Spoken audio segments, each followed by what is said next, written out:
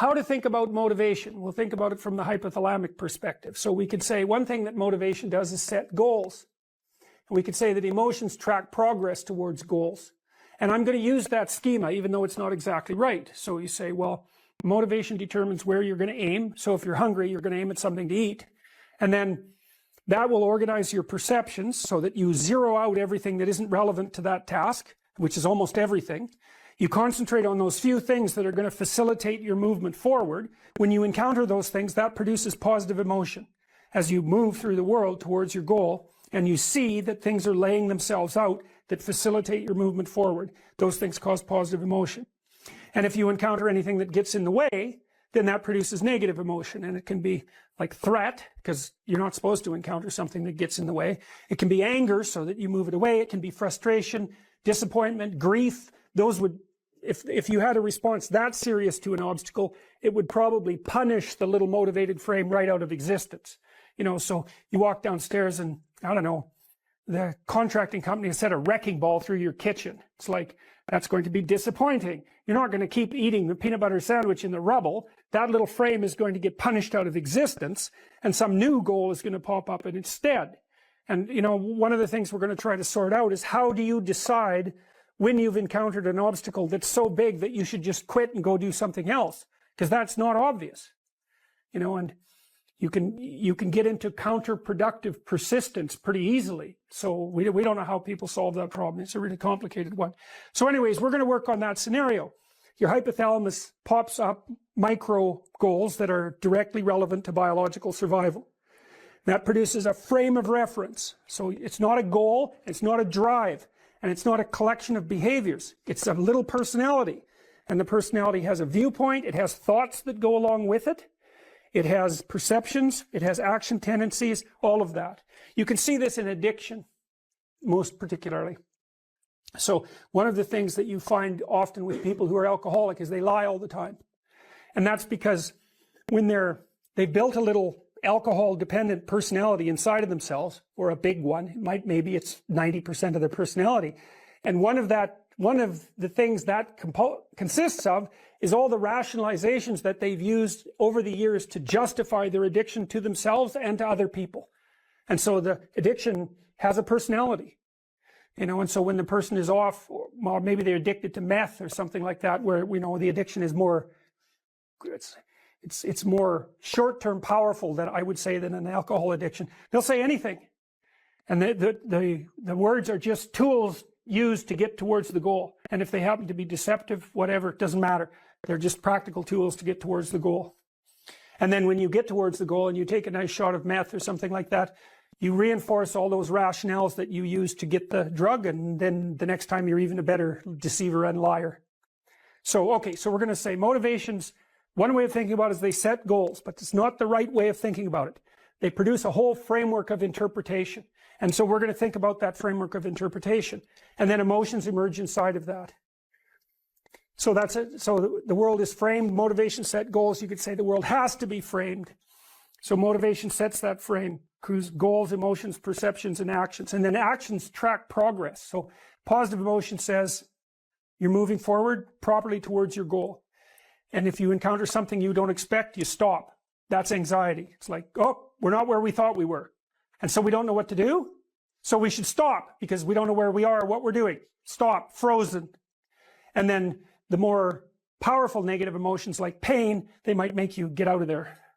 So emotions, forward, stop, reverse. That's your emotions within that motivated frame. So, and that's another example of how your mind is embedded in your body. You know, emotions are like they're offshoots of action tendencies. That's the right way to think about it, because action is everything fundamentally. So what are some basic motivations? Most of these are regulated by the hypothalamus, by the way, and that tells you just how important a control system it is.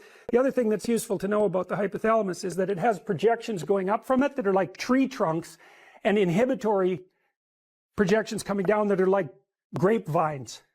So you can kind of control your hypothalamus as long as it's not on too much. But if it's on in any serious way, it's like it wins.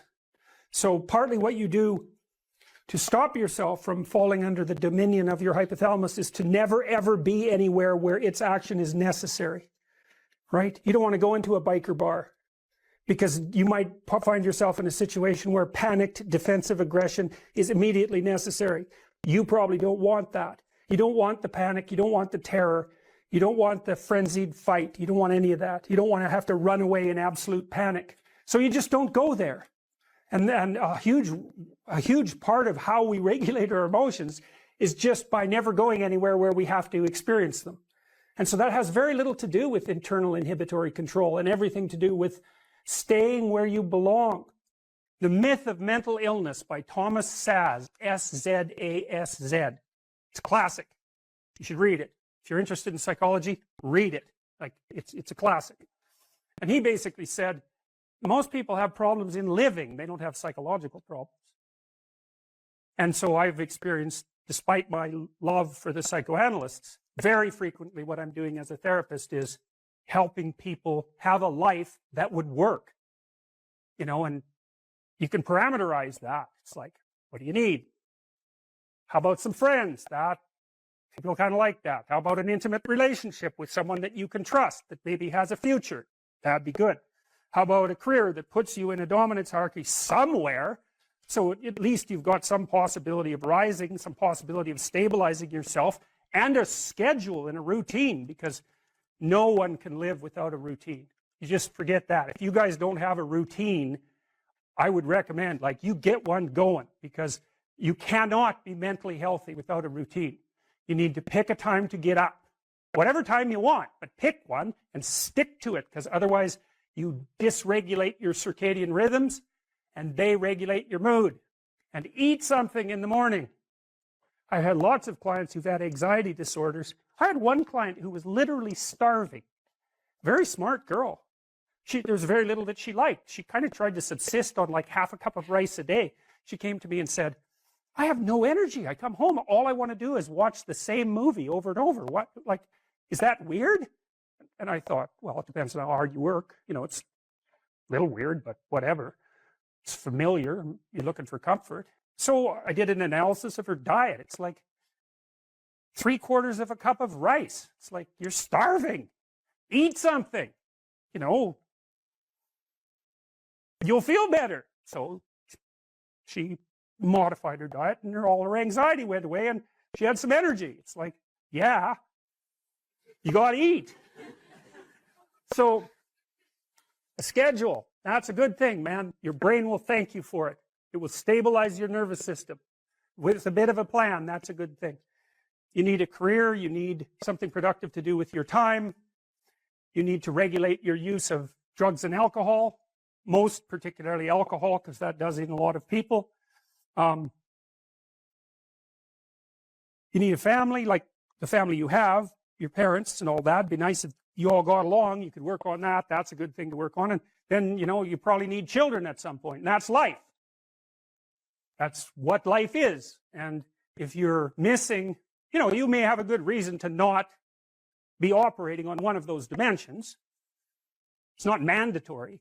But I can tell you that if you're not operating reasonably well on 4, I think I mentioned 6, if you're not operating reasonably well on at least 3 of them, there's no way you're going to be psychologically thriving.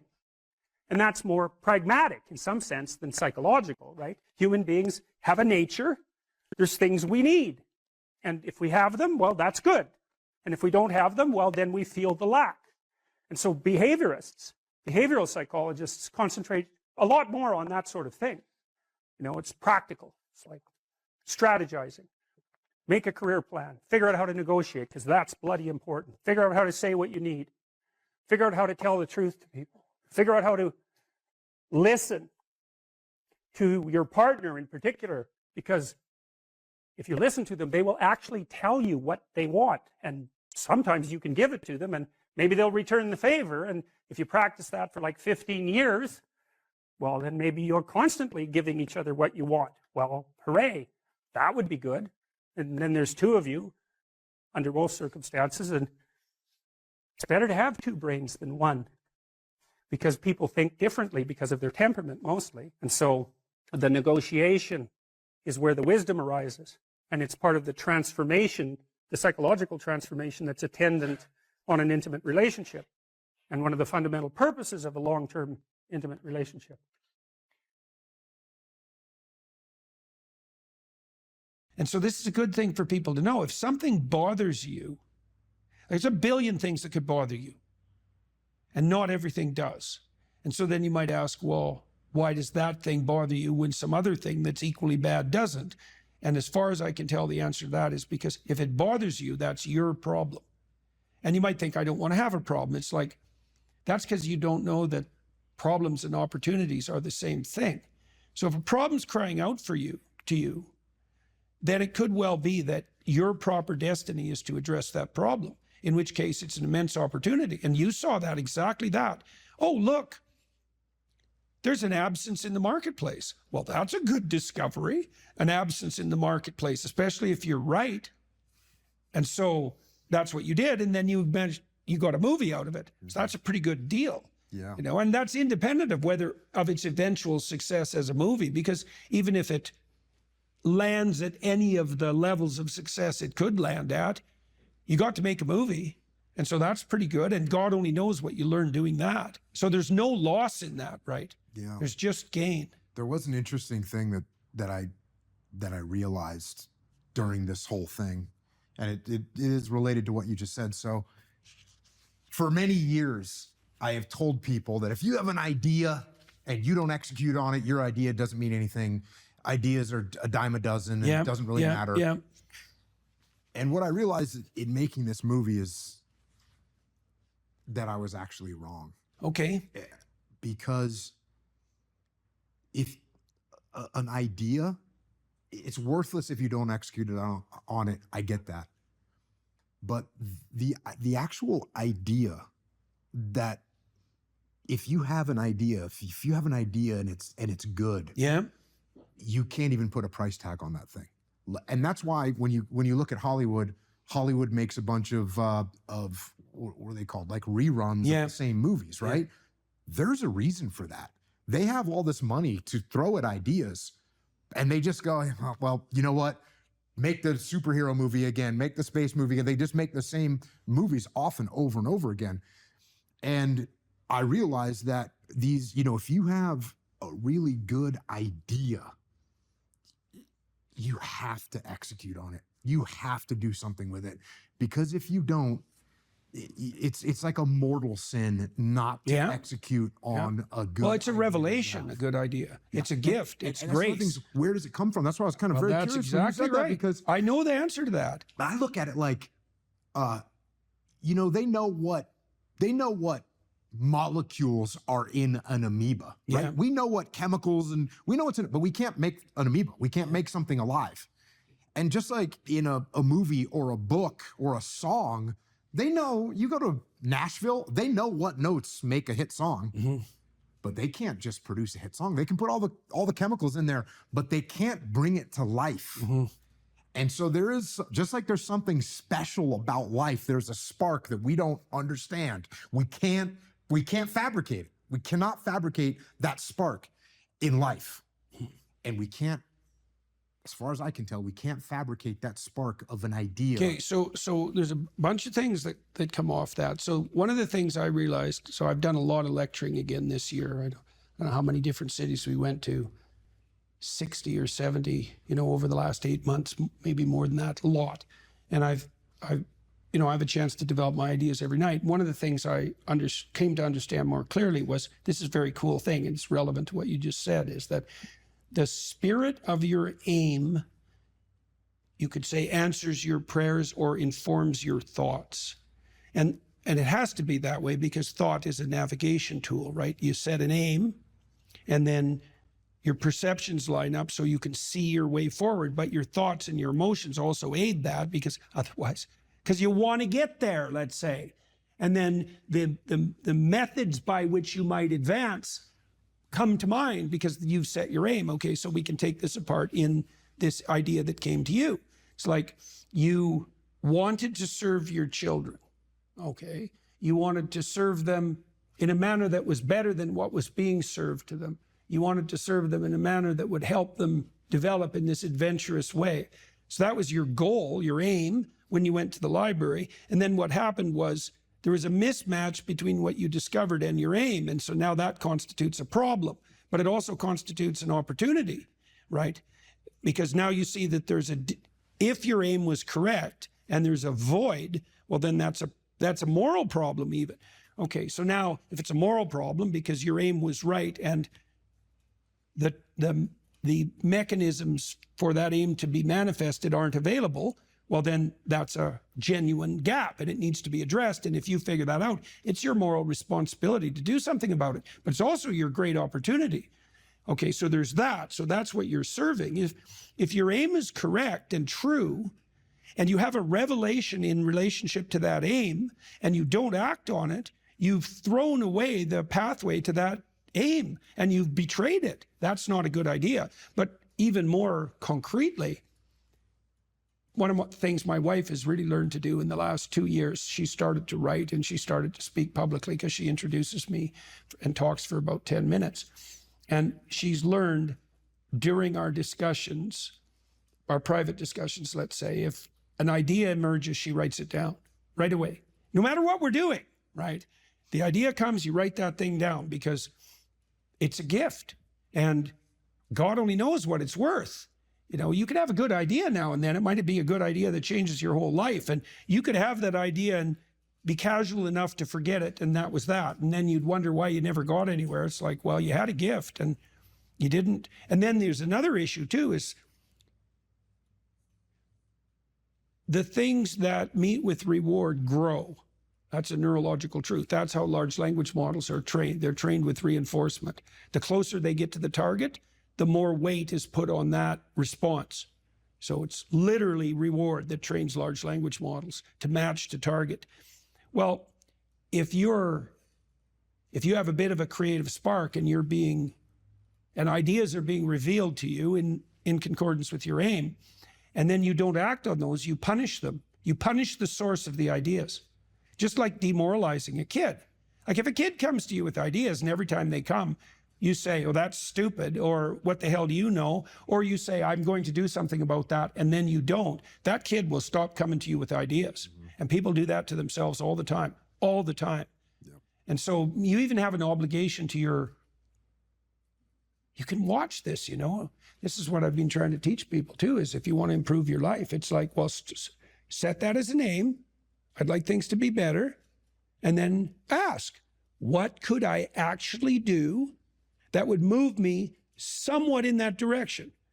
You'll get an answer. That's a good way to pray. That's a good way to pray.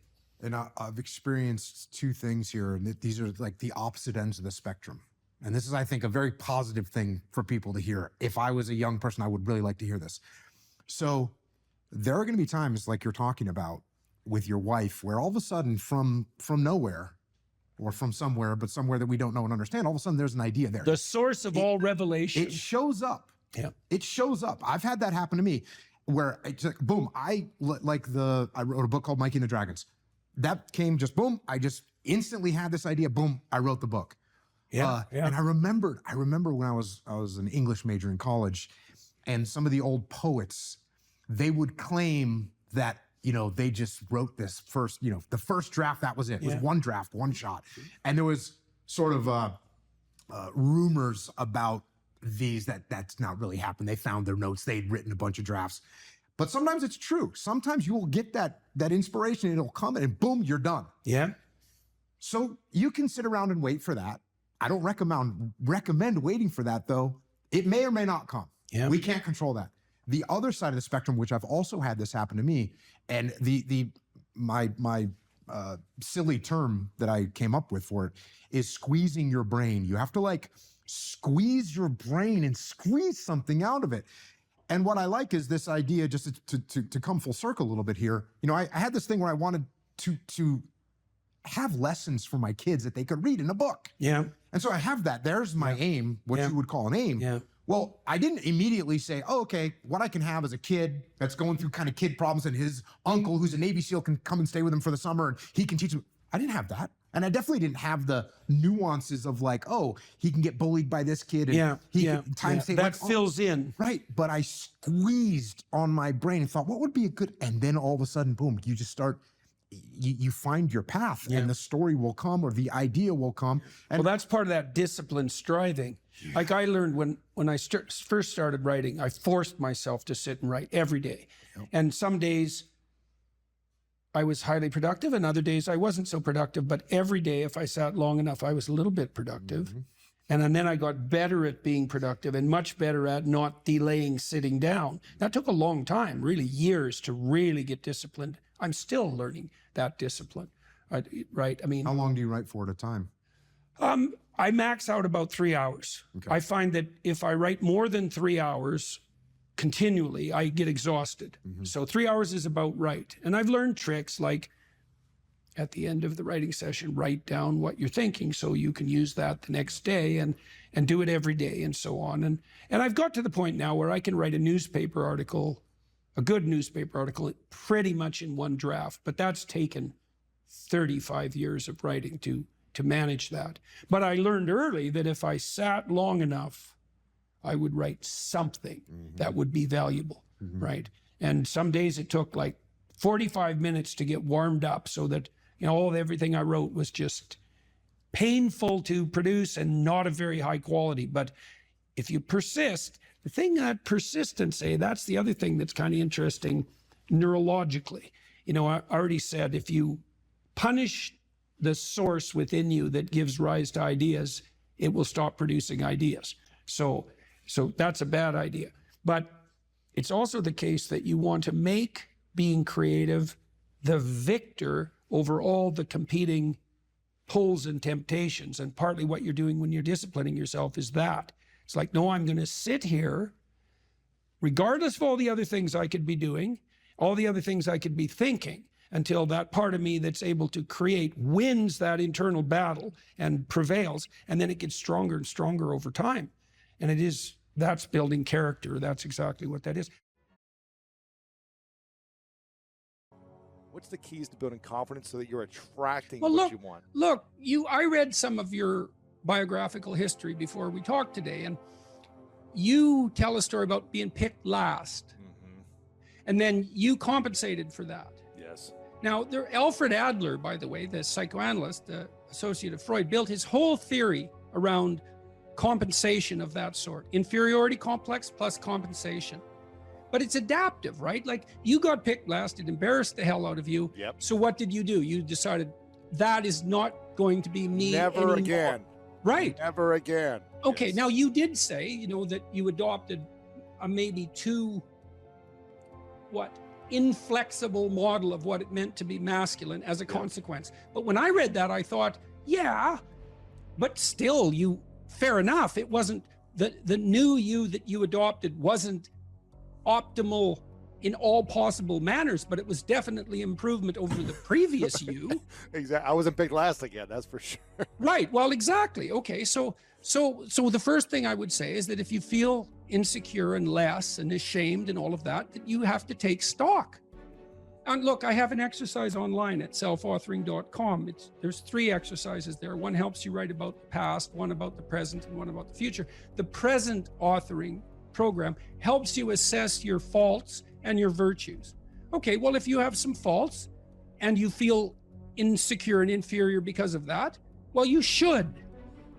Now, it shouldn't be so much that you're crippled by it and unable to take action. You shouldn't be beating yourself into the ground because you're not everything you could be, because no one is. And if you beat yourself into the ground, then you can't get up and improve. But you have to differentiate. It's like, okay, to what degree am I being hard on myself, counterproductively critical, hearing the voice of my too harsh and angry father in my head, Right. Adopting inappropriate stereotypical representations of masculine competence? How much of my self-criticism is ill-advised? Fair enough. And you want to deal with yourself with a certain amount of care. But then along with that, there's fix your weaknesses. If you're ashamed of being ignorant, you're showing up at a party because, you claim to knowledge that you don't have and someone exposes you. Well, you can be angry at them, and you probably will, but they've actually done you a favor. They pointed out an inadequacy is a pathway that you can travel down. right? A recognized inadequacy is, as soon it's such a gift in some sense, if it's accurate. I'm in it, because you think, well, what should I do? What should I do with my life? That's a real complicated question. Oh, here's an inadequacy. Excellent, you have a goal now, rectify it. Now, you still have to think strategically and figure out how to rectify it and do it step by step. But Carl Rogers, the psychotherapist, pointed out that the person, for therapy to be successful, the person has to want to change. So they have to have recognized that they have a problem. If someone is mandated by the court to attend therapy, it's very difficult for the therapist to convince them that they have a problem. Once you're convinced you have a problem, it's like, away you go. You know, I know it's still technically difficult. It requires discipline and all of that. There's no magic solution. But if you're plagued by feelings of inferiority, you should rectify the most obvious inferiorities. I would say that you have to rectify an inadequacy when it's clearly an impediment to your goal, or you have to shift goals. But if you're shifting goals because of an inadequacy related impediment, then you have to ask yourself, is your desire to shift the goal reliable, or are you just taking the easy way out? Right. You can protect yourself by picking a different goal that's more difficult. That's a good mental hygiene practice, because sometimes you should switch goals rather than rectifying inadequacies. But you can fool yourself then, and that's not good. And if someone is goalless, lazy, unmotivated, not sure what they want to do, what would be a few key steps to get started to turn their life around, or to find the motivation for something greater than where they're at? Well, I think a fair bit of that's probably to be found in, you can find it in shame, you can find it in guilt, you can find it in conscience, you can find it in anger, you can find it in interest and engagement and beauty. There's lots of pathways. If you're angry about something in the world, well, you know, that's an indication that that's in some sense your problem, right? It's speaking to you in a moral sense. This shouldn't be that way. Well, maybe you're the person who should do something about it in some manner. Maybe it'll take your whole life to figure out how to do that. But it's bothering you for a reason. So the negative emotions can be a pathway to transformation. I'm not trying to romanticize them. They can crush you completely and leave you with nothing, right?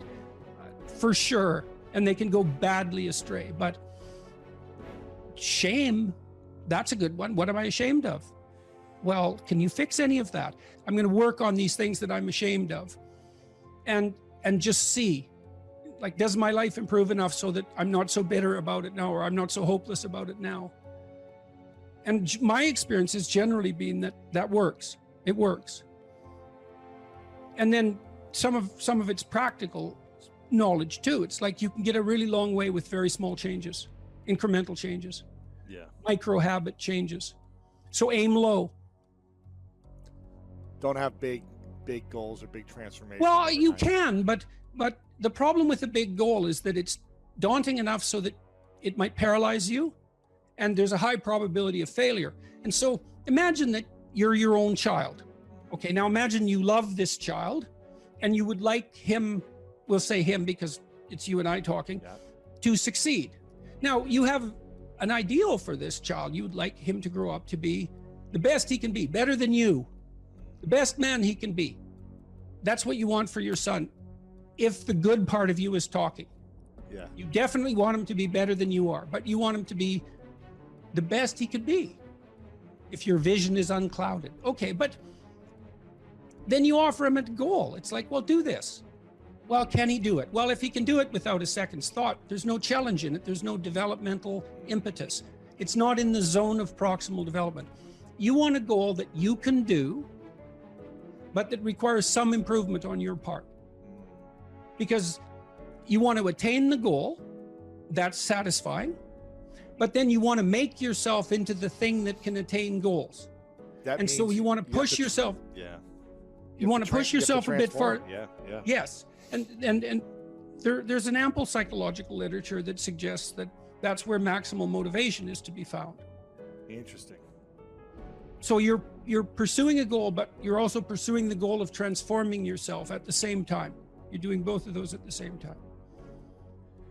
Do you need to know that you're transforming yourself in order to attain the goal? Or do most people just think, I got to take these steps to make it happen, but they don't realize they're becoming better human beings? It depends on what you mean by realize. They have the sense of satisfaction and confidence that would indicate that, although they might not be able to make what that means explicit.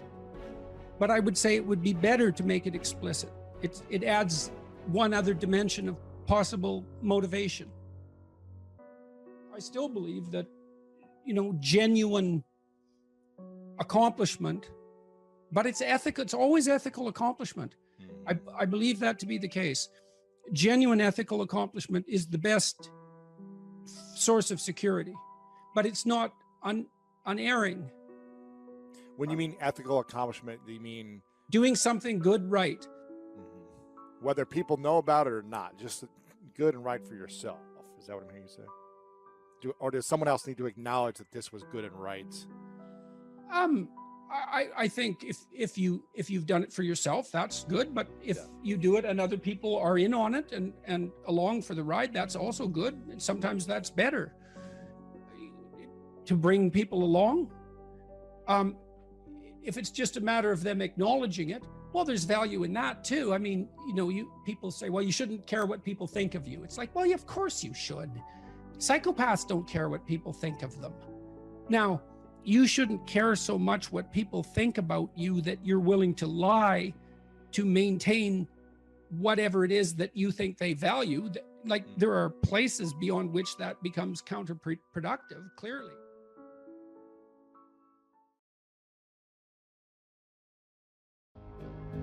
You said that a harmless man is not a good man. A good man is a very dangerous man who has that under voluntary control. How should people become more dangerous? Oh, becoming more articulate is definitely, I would say, that's the primary array of weapons. So, I mean, physical prowess is something, and it's not nothing, that physical confidence that comes along with that as well.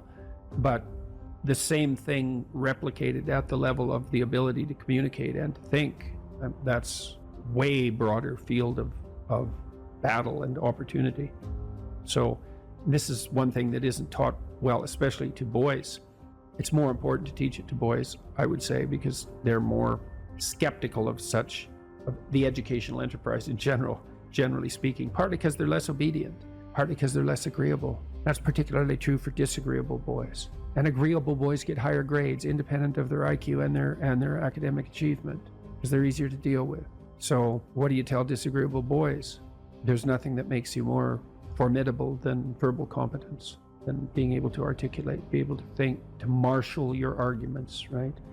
It's a battlefield metaphor. Get everything in order, get all your information straight, to marshal your forces. And so, I mean, that's part of the reason that rap artists are so popular, especially among disaffected young men, black and white alike, because they're unbelievably articulate.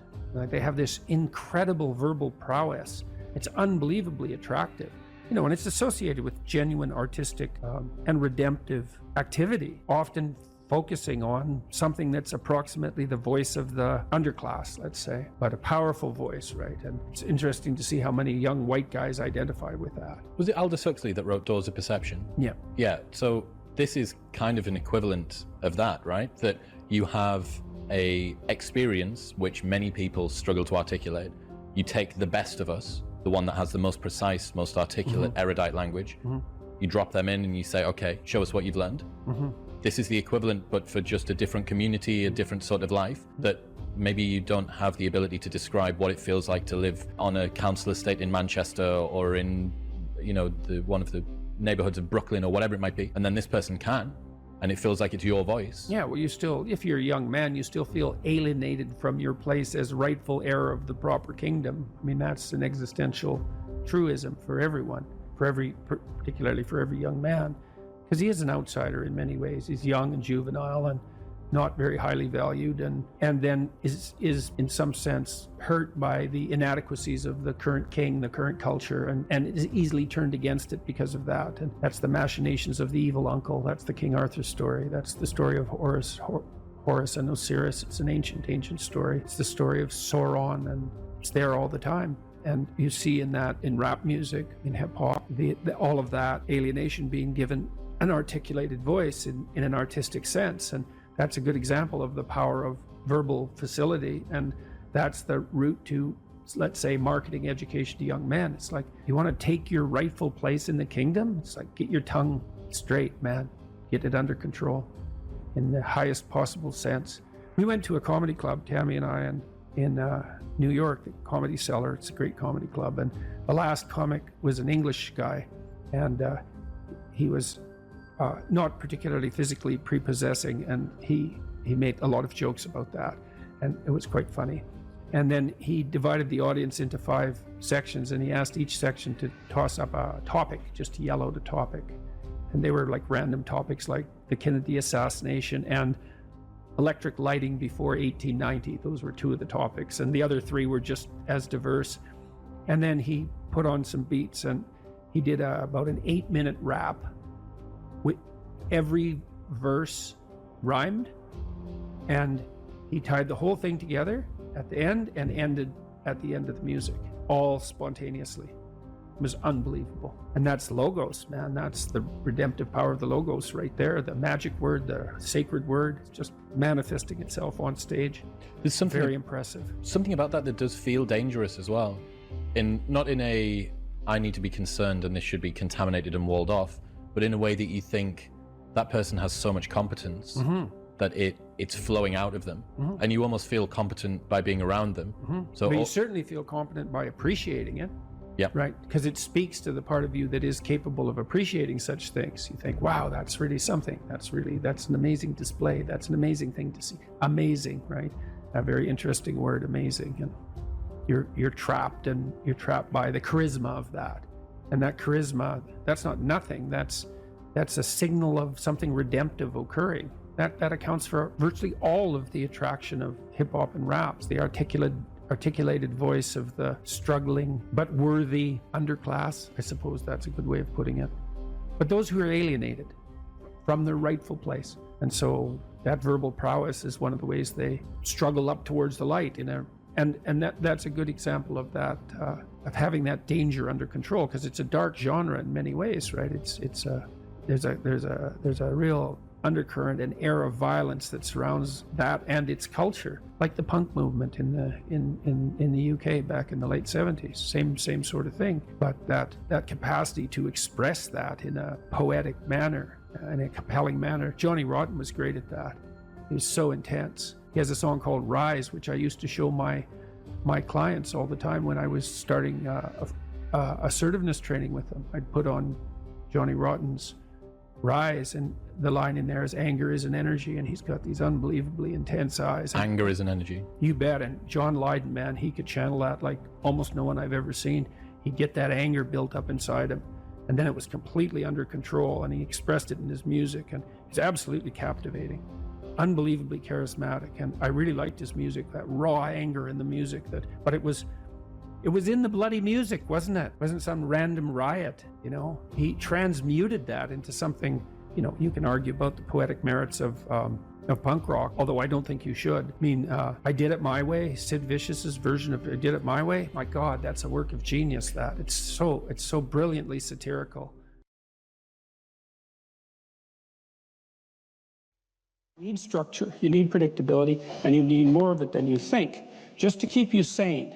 Now, if you're lucky, and maybe a bit odd, you can deviate 5% from the norm, or 10% from the norm, or something like that, carefully and cautiously, as long as the rest of you is all well ordered in a normative manner. You might be able to get away with that, and you might be able to sustain it across time, and people might be able to tolerate you if you do it, or maybe you'll get really lucky and you happen to be creative but reasonably well put together, and people will actually be happy that there's something idiosyncratic and unique about you. But even under those circumstances, mostly what you want is to have a routine that's disciplined, that's predictable, and bloody well stick to it. You're going to be way healthier and happier and saner if you do that. And then the other thing that you need, because this is one of the things the psychoanalysts got wrong, I think, is that they overestimated the degree to which sanity was a consequence of being properly structured internally, you know? Because from the psychoanalytic point of view, you're sort of an ego, and that ego is inside you. And of course, it rests on an unconscious structure, but the purpose of psychoanalysis is to sort out that unconscious structure and the ego on top of it, and to make you a fully functioning and autonomous individual. But there's a problem with that, because the reason that you're sane as a fully functional and autonomous human being isn't because you've organized your psyche, even though that's important. The reason that you're sane, if you have a well-organized unconscious and ego, is because other people can tolerate having you around for reasonably extensive periods of time and will cuff you across the back of the head every time you do something so stupid that people will dislike you permanently if you continue. And so what people are doing to each other all the time, just non-stop, is broadcasting sanity signals back and forth, right? It's like you smile at people if they're not only behaving properly, but behaving in a way that you would like to see them continue to behave. You frown at them if they're not, you ignore them if they're not, you shun them, you roll your eyes at them, you manifest a disgust face, you don't listen to them, you interrupt them, you won't cooperate with them, you won't compete with them. It's like you're blasting signals at other people about how to regulate their behavior so frequently, well, it just makes up all of your social interaction. That's why we face each other, and we have emotional displays on our face, and we're looking at each other's eyes, and we know as much as we can about what's going on with each other, given that we don't have immediate access to the contents of their consciousness. And so partly what you're doing with your routine is establishing yourself as a credible, reliable, trustworthy, potentially interesting human being who isn't going to do anything too erratic at any moment. And everyone else is around there tapping you into shape, making sure that that's exactly what you are. And that's how you stay sane. And so what happens to people too, if they don't have a routine and they get isolated, is they start to drift.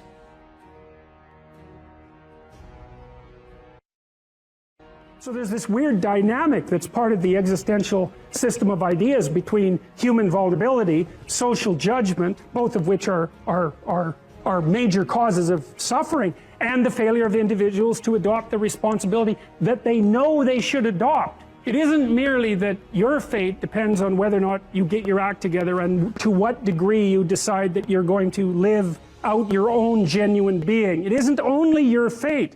It's the fate of everyone that you're networked with. And so, you know, you think, well, there's 9 billion, 7 billion people in the world. We're going to peak at about 9 billion, by the way, and then it'll decline rapidly. But 7 billion people in the world, and who are you? You're just one little dust mote among that 7 billion. And so it really doesn't matter what you do or don't do, but that's simply not the case. It's the wrong model, because you're at the center of a network. You're a node in a network. Of course, that's even more true now that we have social media. You'll know 1,000 people, at least, over the course of your life. And they'll know 1,000 people each, and that puts you one person away from 1,000,000, and two persons away from 1,000,000,000. And so that's how you're connected. And the things you do, they're like dropping a stone in a pond. The ripples move outward, and they affect things in ways that you can't fully comprehend. And it means that the things that you do and that you don't do are far more important than you think. And so if you act that way, of course, the terror of realizing that is that it actually starts to matter what you do. And you might say, well, that's better than living a meaningless existence. It's better for it to matter. But I mean, if you really ask yourself, would you be so sure if you had the choice? I can live with no responsibility whatsoever. The price I pay is that nothing matters. Or I can reverse it and everything matters.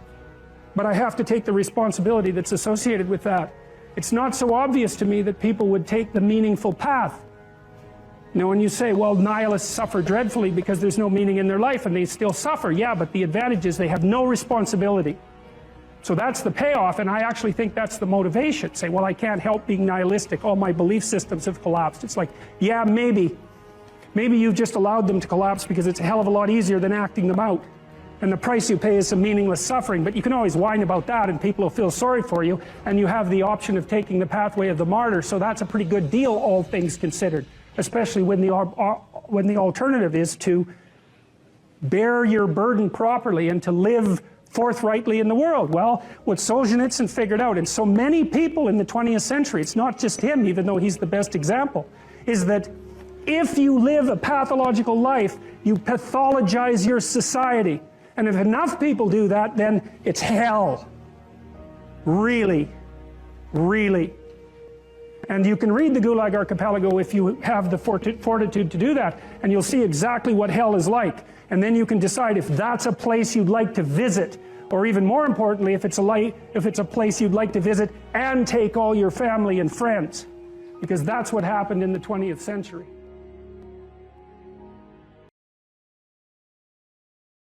There's a book. There's a book called About Face. It's about a guy that was in the Korean War and then he was in the Vietnam War, and his name is Colonel David Hackworth.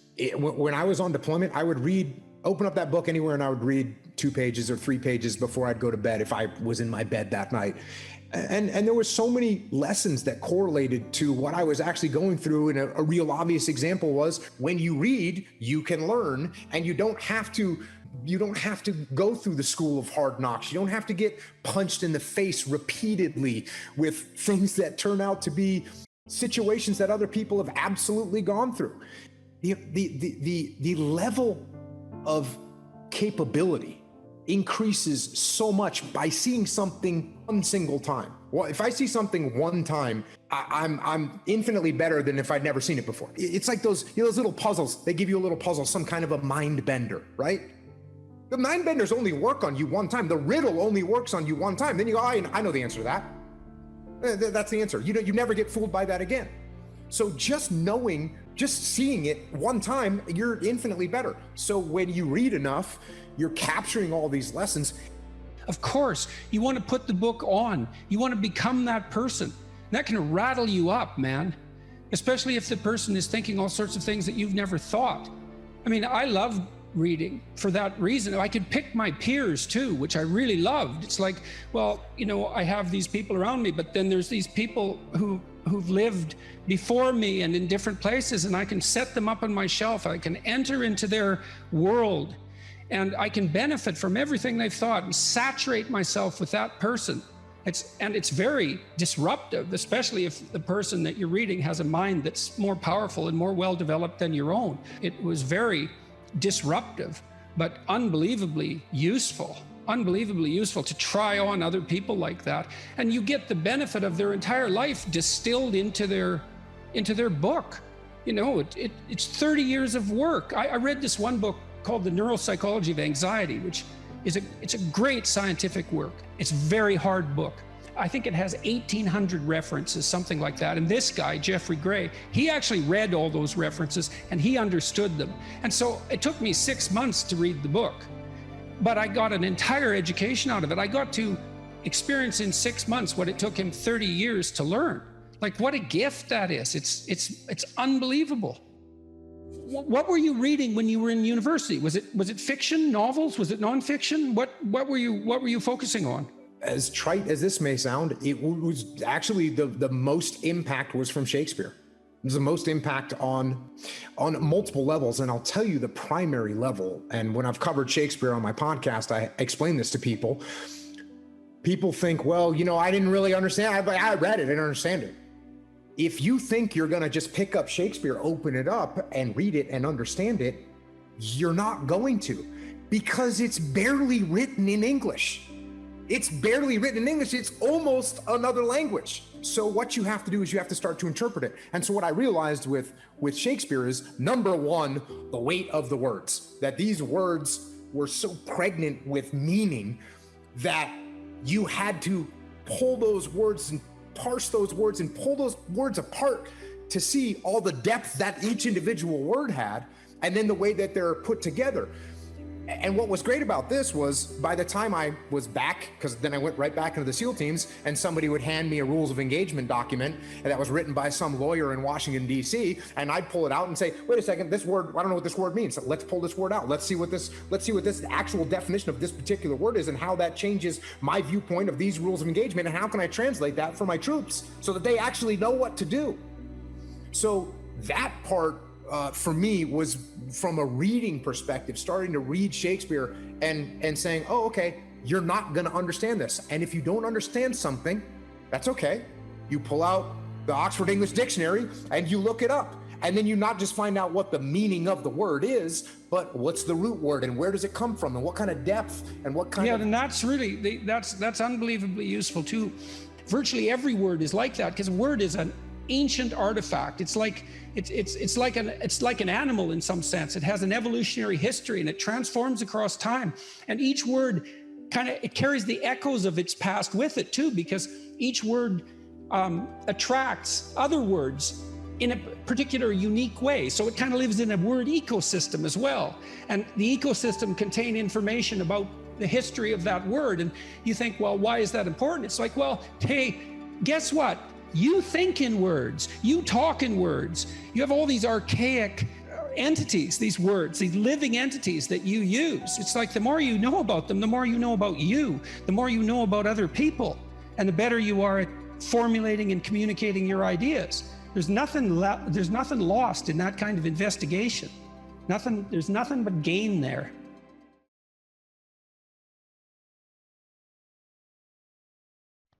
If you can communicate in those means, speaking, writing, and if you can think, you are so powerful that nothing can stop you. You think about it, well, what do you mean? Well, I don't care who you are. I don't care if you're a plumber or a waitress. Not that there's anything wrong with being a plumber or a waitress, because there isn't. It's like you're going to negotiate for a raise. You're going to negotiate for a promotion. You're going to negotiate how your customers treat you.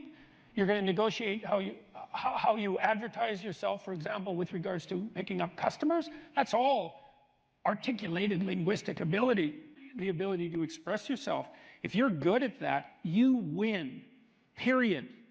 And so, right, look, there's a reason, like the children of rich people took liberal arts degrees. Why? Because the rich knew that that was the best possible training for leadership positions. And it wasn't because it was a romp through the park for 4 years and then daddy's inheritance. It was because if you learned how to communicate, you were unstoppable. You can accomplish what you want to accomplish if you're being wise about it by being eminently reasonable. That's the thing, is you can have reason on your side, and I mean reason in the best possible sense. It's like you don't have to be temperamental and impulsive in this sort of situation. You can try to put yourself together, which I would highly recommend, and then you can lay yourself open to the attacks. Now, that means you should be able to defend yourself. You should have the articulated structures at hand.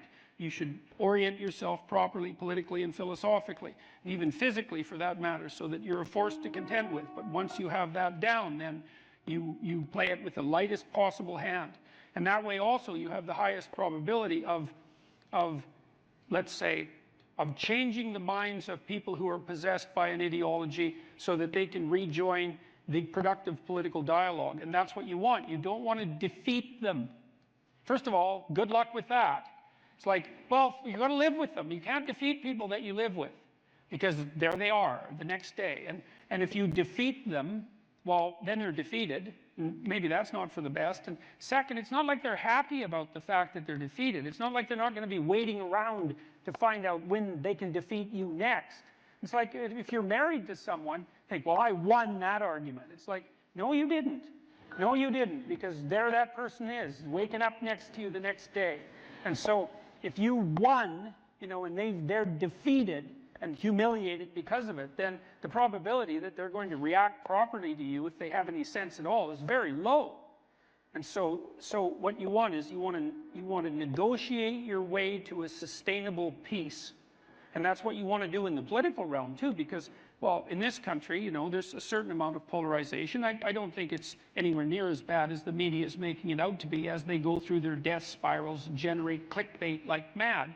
Because, in the US, you guys have been voting 50% Republican and 50% Democrat for about 20 years, right down the middle. It hasn't changed that much. But these people who are on the opposite side of the political spectrum from you, they're the people who live across the street. They're the people who live down the street. They're family members, for that matter. And you're going to have to live with them. It's like you don't want to defeat them. You want to bring them back into the reasonable political dialogue. And you do that by having a certain amount, first of all, by getting your act together so that you're a credible and admirable person, but then by having some forbearance and negotiating towards peace.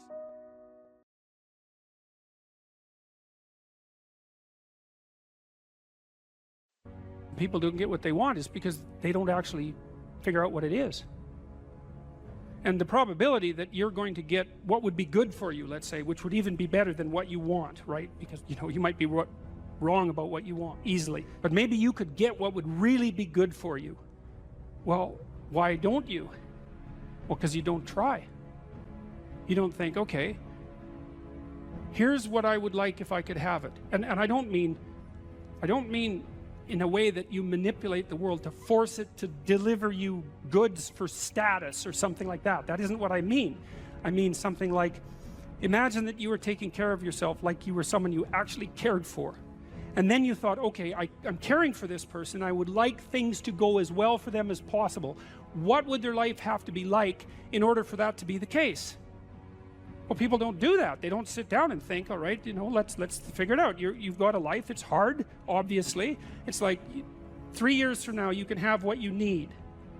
You got to be careful about it. You can't have everything. You can have what would be good for you, but you have to figure out what it is, and then you have to aim at it. Well, my experience with people has been is if they figure out what it is that would be good for them, and then they aim at it, then they get it. And it's strange because they don't it's a strange thing. It's not quite that simple because, you know, you may formulate an idea about what would be good for you, and then you take 10 steps towards that, and you find out that your formulation was a bit off, and so you have to reformulate your goal. You know, so you're kind of going like this as you move towards the goal. But a huge part of the reason that people fail is because they don't ever set up the criteria for success. And so, since success is a very narrow line and very unlikely, the probability that you're going to stumble on it randomly is 0. And so there's a proposition here, and the proposition is, if you actually want something, you can have it. Now the question then would be, well, what do you mean by actually want? And the answer is that you reorient your life in every possible way to make the probability that that will occur as certain as possible. And that's a sacrificial idea, right? It's like, you don't get everything, obviously, but maybe you can have what you need. And maybe all you have to do to get it is ask. But the asking isn't a whim or today's wish. It's like, you have to be deadly serious about it. You have to think, okay, like, I'm taking stock of myself. And if I was going to live properly in the world, and I was going to set myself up such that being would justify itself in my estimation, and I don't mean as a harsh judge, exactly what is it that I would aim at? Sit on your bed one day and ask yourself, what remarkably stupid things am I doing on a regular basis to absolutely screw up my life? And if you actually ask that question, but you have to want to know the answer, right? Because that's actually what asking the question means. It doesn't mean just mouthing the words. It means you have to decide that you want to know. You'll figure that's out so fast it'll make your hair curl.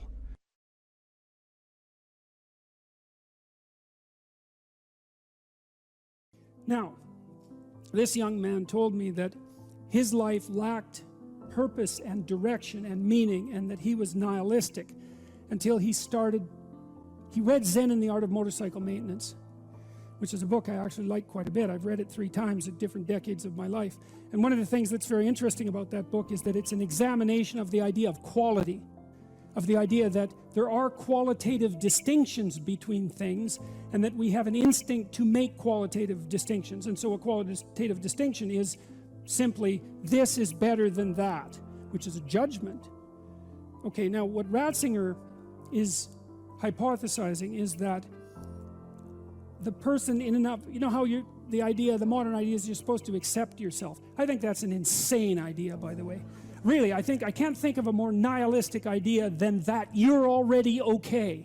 It's like, no, you're not. And the reason you're not is because you could be way more than you are. And so what do you want to be? You want to be okay as you are? Or do you want to strive towards what's better? And this young man, this Australian, he said that the reason that Zen and the Art of Motorcycle Maintenance had such an impact on him was because he wasn't happy with his current mode of being, right? He didn't consider the manner in which he conducted himself sufficient.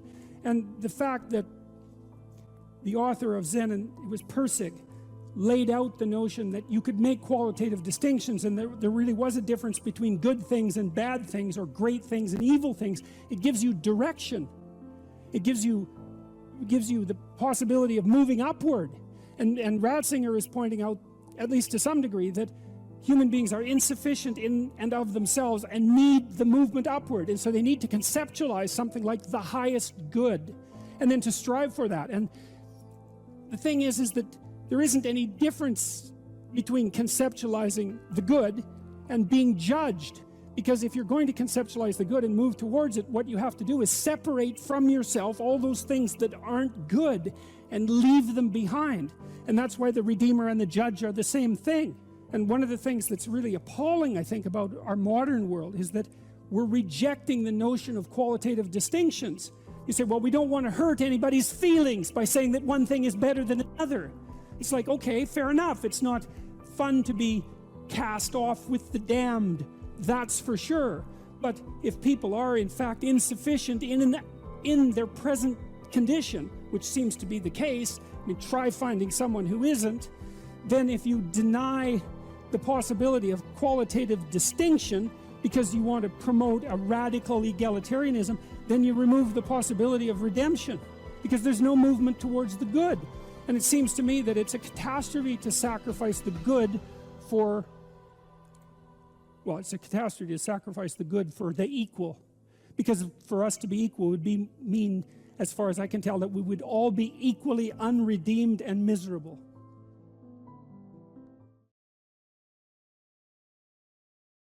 When I talk to people about doing the future authoring program, they often put it off. And it's not surprising because it's hard. But it's more than that. They think, well, I don't know how to write. I'm going to do a bad job. I don't really like assignments. I'm going to have to do it perfectly. I need to wait till I have enough time. And like one of those is enough to stop you cold, and all 5 of them, you're just done. And so I tell people, do it haphazardly, a tiny bit at a time, and badly. Because you can do that. I tell my students when they're doing their theses, master's thesis, write a really bad first draft. And then we have a little conversation about that, because they don't think I mean that. Because it sounds like a cliche in some sense. It's not a cliche. It's not a cliche at all. It means you're a terrible writer, but if someone put a gun to your head and said, you have to have your 100-page thesis done by next Monday, or I'll shoot you, but I don't care how terrible it is, you would sit down and write it.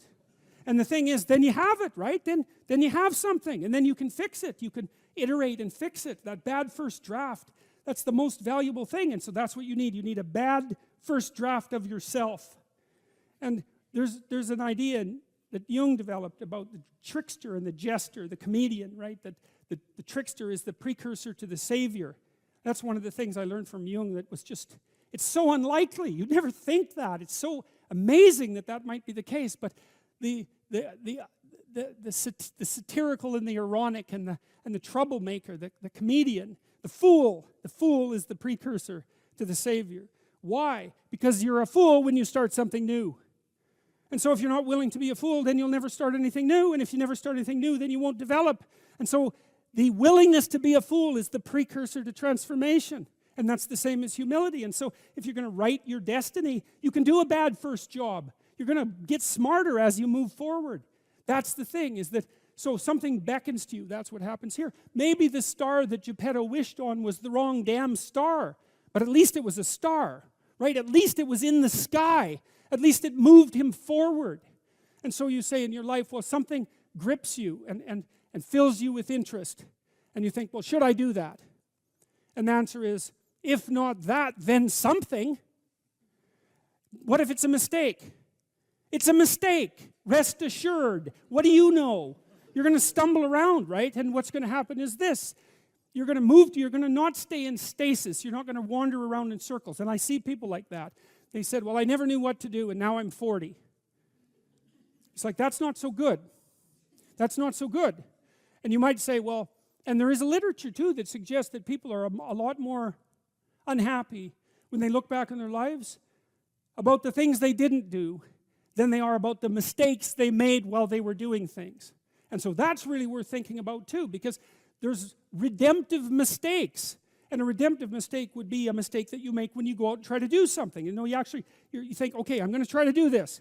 When you're not good at it, you make a bunch of mistakes. It's like, what's the consequence? If you pay attention, is you're not quite so stupid anymore. That's the thing, is you've been informed by the results of your errors. And so what happens is you follow the beacon, you follow the light. And you're blind, so you don't know where the light is. It's dimly apprehended only, and you're afraid to follow it. But you decide to take some stumbling steps towards it. And as you take stumbling steps towards it, you become illuminated and enlightened and informed because of the nature of your experience, because you're pushing yourself beyond where you are, and you're going into the country that you have not yet been in, and you learn something. And so what happens then is the star moves. You move 10 feet towards it, and you think, no, that's not right. I didn't get it right. It isn't there. It's actually there. And so then you see it somewhere else, and you shift yourself slightly, and you move forward. And that's what happens, is that you continue as you change. The thing that guides you forward moves, right? It's like God in the desert in Egypt, the pillar of light that you're following. It's moving. It's not a permanent thing. You move towards it, it moves away, it guides you forward. And so you say, well, is what I'm aiming at paradise itself? And the answer to that is no, because what do you know? You couldn't see paradise if it was right in front of you, but you might get a glimmer of it. And so you move towards it, and you grow. And then the next time you open your eyes, you see a little bit more clearly. And that's what happens, is that just happens over and over, right? It keeps moving. And so you move like this. But the thing that's so cool is that all those zigs and zags, you say, and each of those zags and zigs is a catastrophe. I hit a wall, my God, and then I had to die a little bit, and I barely got back up. It's a phoenix transformation at each turn, and it's painful. But the thing is that even though you've traveled 20 miles, let's say, on that road, and you've only moved 3 miles forward, you've moved 3 miles forward instead of falling backwards, because that's the thing too, is that if you stand still, you fall backwards. You cannot stand still, because the world moves away from you if you stand still. And there's no stasis, there's only backwards. And so if you're not moving forwards, then you're moving backwards. And that's more of the underlying truth of the Matthew principle. To those who have everything, more will be given. From those who have nothing, everything will be taken. It's a warning. Do not stay in one place. Well, as you zig and zag, maybe the cataclysm of each transformation starts to lessen. There's not so much of you that has to die with every mistake. And maybe you end up oriented at least reasonably properly. And if you were sensible, that would have been your trip. But it wasn't, right? It's that. And perhaps it's a lot worse than that. Perhaps there's no shortage of backtracking. But it doesn't matter, because as you stumble forward, you illuminate and inform yourself. And perhaps that's partly because the world is made of information. And if you encounter it and tangle with it, then it informs you. And then you become informed. And then you're information. And then you're ready. When my clients first come to see me, one of the things I often ask them is, okay, well, let's say you look a year ahead. What do you want? What are we aiming at? What would your life isn't the way you want it to be. How would it look if it was the way you wanted it to be? Or at least partly that way. Then we aim at that, right? And we look for impediments, psychological impediments, fears, avoidance strategies, that sort of thing. And we develop strategies. And we try to move towards that, I would say, ideal. All right, to understand the categories of myth, we'll say, we have to understand something about the nature of categorization. Now, categorization is a tricky thing, and we're going to run through some complicated ideas relatively quickly. You know, you think you put things in the same category because they're similar, but the problem is that, first of all, that's not an answer. It's just a restatement of the initial proposition. And second of all, you can put things in the same category that are by no means identical, and you often do that.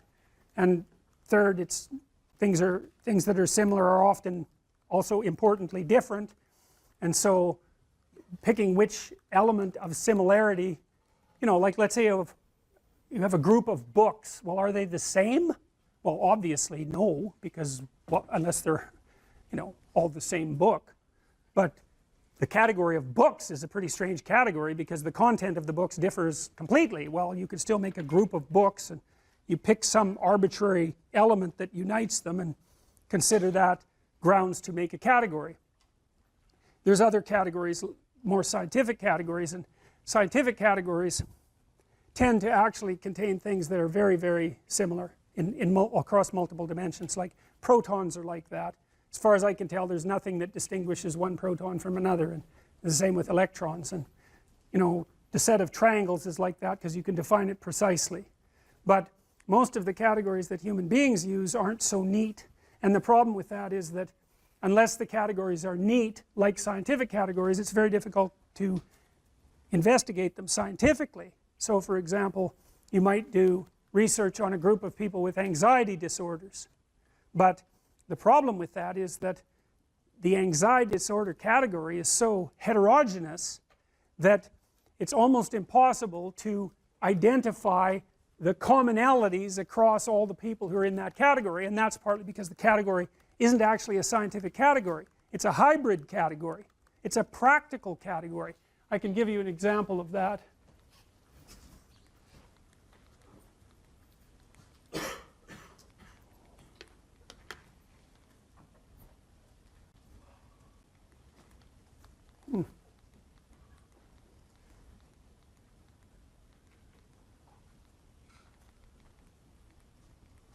No, I can't because I must not have saved it. Anyways, many of the DSM categories, so these are categories for psychopathology, require, if you're part of that category, imagine there's 7 symptoms that you could have, or 8 symptoms that you could have that would put you in that category, like antisocial personality. 8 symptoms: you steal, you kick, you hit, you bite, you know, you're abusive. I don't remember the categories precisely, but you can be in the category if you have symptoms 2 through 5, and you can be in the category if you have symptoms 6 through 8. They aren't the same symptoms, but you're in the same category. And you think, well, how the hell can that be? Well, that's a family resemblance category, roughly speaking, and lots of the things that we use are family resemblance categories. There's a prototype, and then if you have enough of the features of that prototype, imagine the prototype has 10 features, and if you have 6 of those features, you get to be in that category.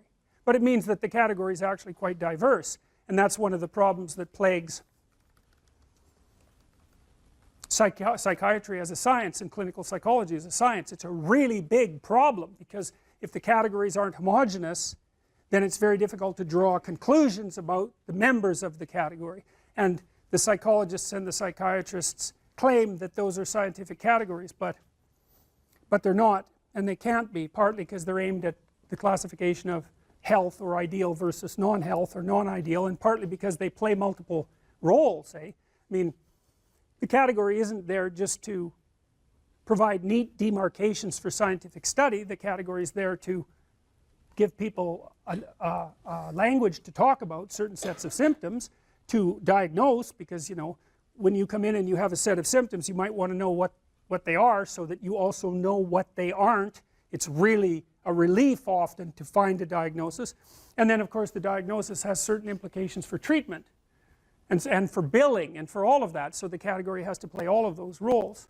So there's multiple types of category, and the categories that we're talking about in relationship to mythology aren't scientific categories. They're categories about the world construed as a place to act. So here's a way to think about it. You're always looking at the world through a framework of reference, and you have to do that because there isn't very much of you.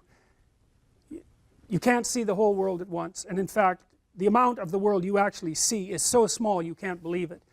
The central part of your vision is zipping around producing a pretty high resolution representation of exactly what you're looking at, but outside of that center, like if I look at you, I can't see her eyes.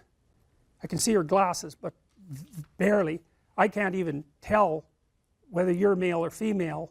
The person past that, I can't see at all. Now you don't notice that, you know. You don't notice that you're that blind because your central vision is always popping around, illuminating that tiny space.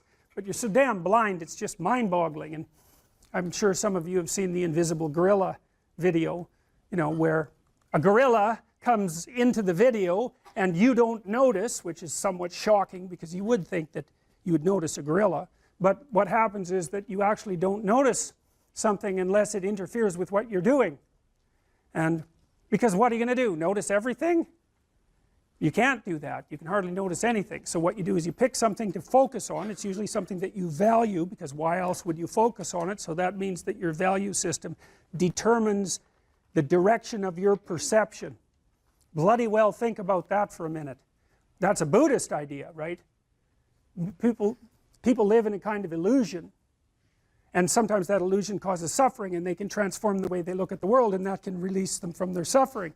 But the idea that you do live in an illusion, well, I don't know if it's exactly an illusion, but you certainly do live within a framework of perception that's determined by your values. Now that is so weird, you know, because we never think of the world as something that reveals itself through our values. But of course it does, because you look at what you want. You aim at what you want, and once you've aimed, the world lays itself out for you, and that's exactly how perception works. That's why I represented it this way. You're always somewhere, that's point A, and that's somewhere in some place in some time, and you always have some notion about what you want to have happen next. You know, you're going to go to the next class maybe, you've got a plan after this. In this class you have a plan, you're hoping to learn something, I presume, and maybe you have a goal with regards to a grade, and that's nested inside your desire to get a degree, and that's nested inside your desire to be educated and to have a career and have a successful life. So attending to me at the moment, the reason you're doing that is because all of those values exist within you simultaneously, focusing your attention.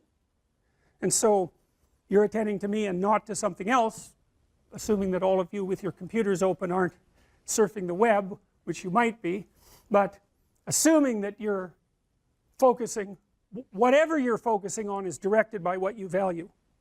And some of that can be unconscious. In fact, a lot of it is unconscious, because you know it's very difficult for you to get control of what you pay attention to. You know what that's like. You're trying to study, it's kind of a boring paper. Christ, your attention is just like everywhere, you know. Maybe you'll vacuum under the bed instead of doing the reading the paper, you know. You can't get a grip on that thing, so your attention has an autonomy. And that's another psychoanalytic idea, you know, because you kind of think, well, you're in control. It's like, really? You ever try telling yourself what to do? How does that work for you? I'm going to go to the gym 3 times a week. Right, sure you are. Yeah, I'm going to quit eating sugar for a month. It's like, how long does that last? It's like 15 minutes, and you're eating like 3 chocolate bars. And I would, you know, think about this, because I'll tell you what it is that you need to do to be successful. Some of these things aren't so malleable, but others are things that you can work on. Well, IQ, well, that's a rough one, because there's no evidence, as far as I can tell, that you can do a damn thing about your IQ. I was just reading a paper by Dan Simon today. It's a relatively recent review. Dan Simon did the invisible gorilla stuff, and he was looking, because there's all these companies that claim that these online brain training exercises can produce cognitive improvements, and he reviewed the literature again, and I've reviewed that literature like 6 times in the last 15 years, because I keep hoping that someone will crack the problem, but it's always the same answer. It's like, you do brain training games, you get better at the game, a lot better at that game. You get slightly better at similar games, but distal games that are still heavily cognitively loaded doesn't affect your performance at all. 0, none. So the issue of how to raise IQ, man, that's a killer. No one knows how to do it. I can tell you how to stop your IQ from decreasing as you get older. That's not so bad, because it does that. Fluid IQ decreases from the time you're 20 and pretty rapidly. It's physical health is the best preventative. So exercise, physical exercise. weirdly enough. You know, you think, well, why? Well, your brain uses oxygen like mad, right? And it needs to be kept clean and well oxygenated. And physical exercise, both like weightlifting, so anaerobic and aerobic exercise both seem to be very, very effective at staving off cognitive declines across the lifespan. So that's a really useful thing to know, because that's the only thing we know that does that. So then the next best predictor of lifetime success is conscientiousness. Well, so, and of the two aspects of conscientiousness, say orderliness and industriousness, the better predictor is industriousness. So the question is, well, what can you do about your industriousness? And the answer to that is, well, that's kind of rough too, because there's a strong genetic component. But you can work on micro habits with regards to your conscientiousness. And I think the best micro habits, this is partly to do with this future authoring program processes, I think the best thing you can do with regards to your conscientiousness is to set up some aims for yourself, goals that you actually value. And the future authoring program helps people do that. And basically, it does a situational analysis of, it helps you do a situational analysis of your life more than a psychological analysis, I would say. And so the questions are something like, well, all right, you're going to have to put some effort into your life. And you need to be motivated to do that. And so what are the potential sources of motivation? Well, you could think about them in the big five manner. You know, if you're extroverted, you want friends. If you're agreeable, you want an intimate relationship. If you're disagreeable, you want to win competitions. If you're open, you want to engage in creative activity. If you're high in neuroticism, you want security. Okay, so those are all sources of potential motivation that you could draw on, that you could tailor to your own, you know, your own personality. But then there are dimensions that you want to consider your life across. And so we ask people about, well, you know, if you could have your life the way you wanted it in 3 to 5 years, if you were taking care of yourself properly, you know, what would you want from your friendships? What would you want from your intimate relationship? How would you like to structure your family? What do you want for your career? Well, how are you going to use your time outside of your job? And how are you going to regulate your mental and physical health, and maybe also your drug and alcohol use? Because that's a good place to auger down, you know, because alcoholism, for example, wipes out, you know, 5 to 10% of people. So you want to keep that under control. And then so maybe, you know, you develop a vision of what you would like your life to be, and that associates the goal. Well, once the goal is established, and then you break down the goal into micro processes that you can implement, the micro processes become rewarding in proportion, in relation to their causal association with the goal, and that tangles in your incentive reward system. You know, we talked about the dopaminergic incentive reward system, and that's the thing that keeps you moving forward. And the way it works is that it works better if it produces positive emotion when it can see you moving towards a valued goal. Okay, well, what's the implication of that? Better have a valued goal, because otherwise you can't get any positive motivation working out. And so the more valuable the goal, in principle, the more the micro processes associated with that goal start to take on a positive charge. And so what that means is, well, you get up in the morning and you're excited about the day, you're ready to go. And so as far as I can tell, what you do is you specify your long-term ideal. Maybe you also specify a place you want to stay the hell away from, so that you're terrified to fail as well as excited about succeeding, because that's also useful. You specify your goal. You do that in some sense as a unique individual. You want to specify goals that make you say, oh, if that could happen as a consequence of my efforts, it would clearly be worthwhile. Because the question always is, why do something? Because doing nothing is easy. You just sit there and you don't do anything. That's real easy. The question is, why would you ever do anything? And the answer to that has to be because you've determined by some means that it's worthwhile. And then the next question might be, well, where should you look for worthwhile things? And one would be, well, you could consult your own temperament.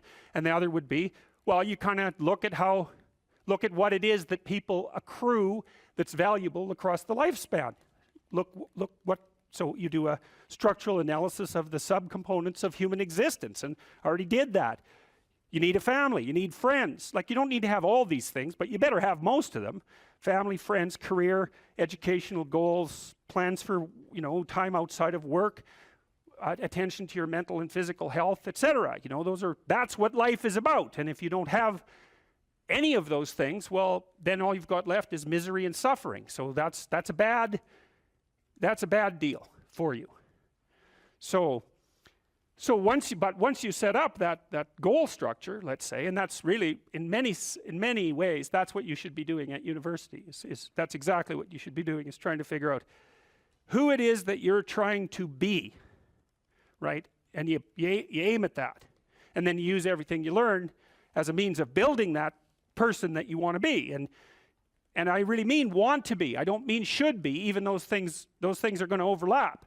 And it's important to distinguish between those, because that's partly, and this is back down to the micro routine analysis. So if I was saying, well, you're going to try to make yourself more industrious. Okay, number one, specify your damn goals, because how are you going to hit something if you don't know what it is? That isn't going to happen. And often people won't specify their goals too, because they don't like to specify conditions for failure. So if you keep yourself all vague and foggy, which is real easy, because that's just a matter of not doing as well, then you don't know when you fail. And people might say, well, I really don't want to know when I fail because that's painful. So I'll keep myself blind about when I fail. That's fine, except you'll fail all the time then. You just won't know it until you've failed so badly that you're done. And that can easily happen by the time you're 40. So I would recommend that you don't let that happen. So that's willful blindness, right? You could have known, but you chose not to. Okay, so once you get your goal structure set up, you think, okay, if I could have this life, looks like that might be worth living, despite the fact that it's going to be, you know, anxiety provoking and threatening, and there's going to be some suffering and loss involved and all of that. Obviously, the goal is to have a vision for your life such that, all things considered, that justifies your effort. Okay, so then what do?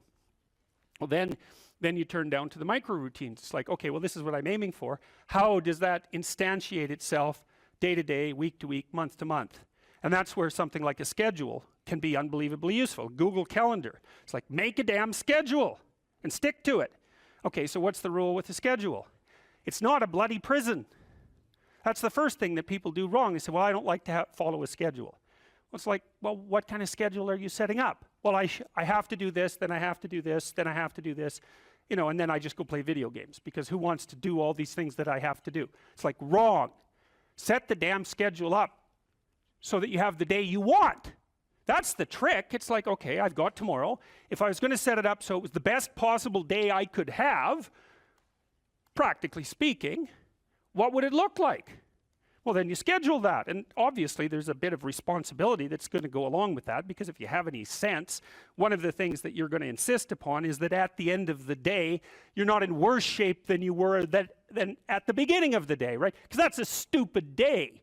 If you have a bunch of those in a row, you just dig yourself a hole and then you bury yourself in it. It's like, sorry, that's just not a good strategy. It's a bad strategy. So maybe 20% of your day has to be responsibility and obligation, or maybe it's more than that, depending on how far behind you are.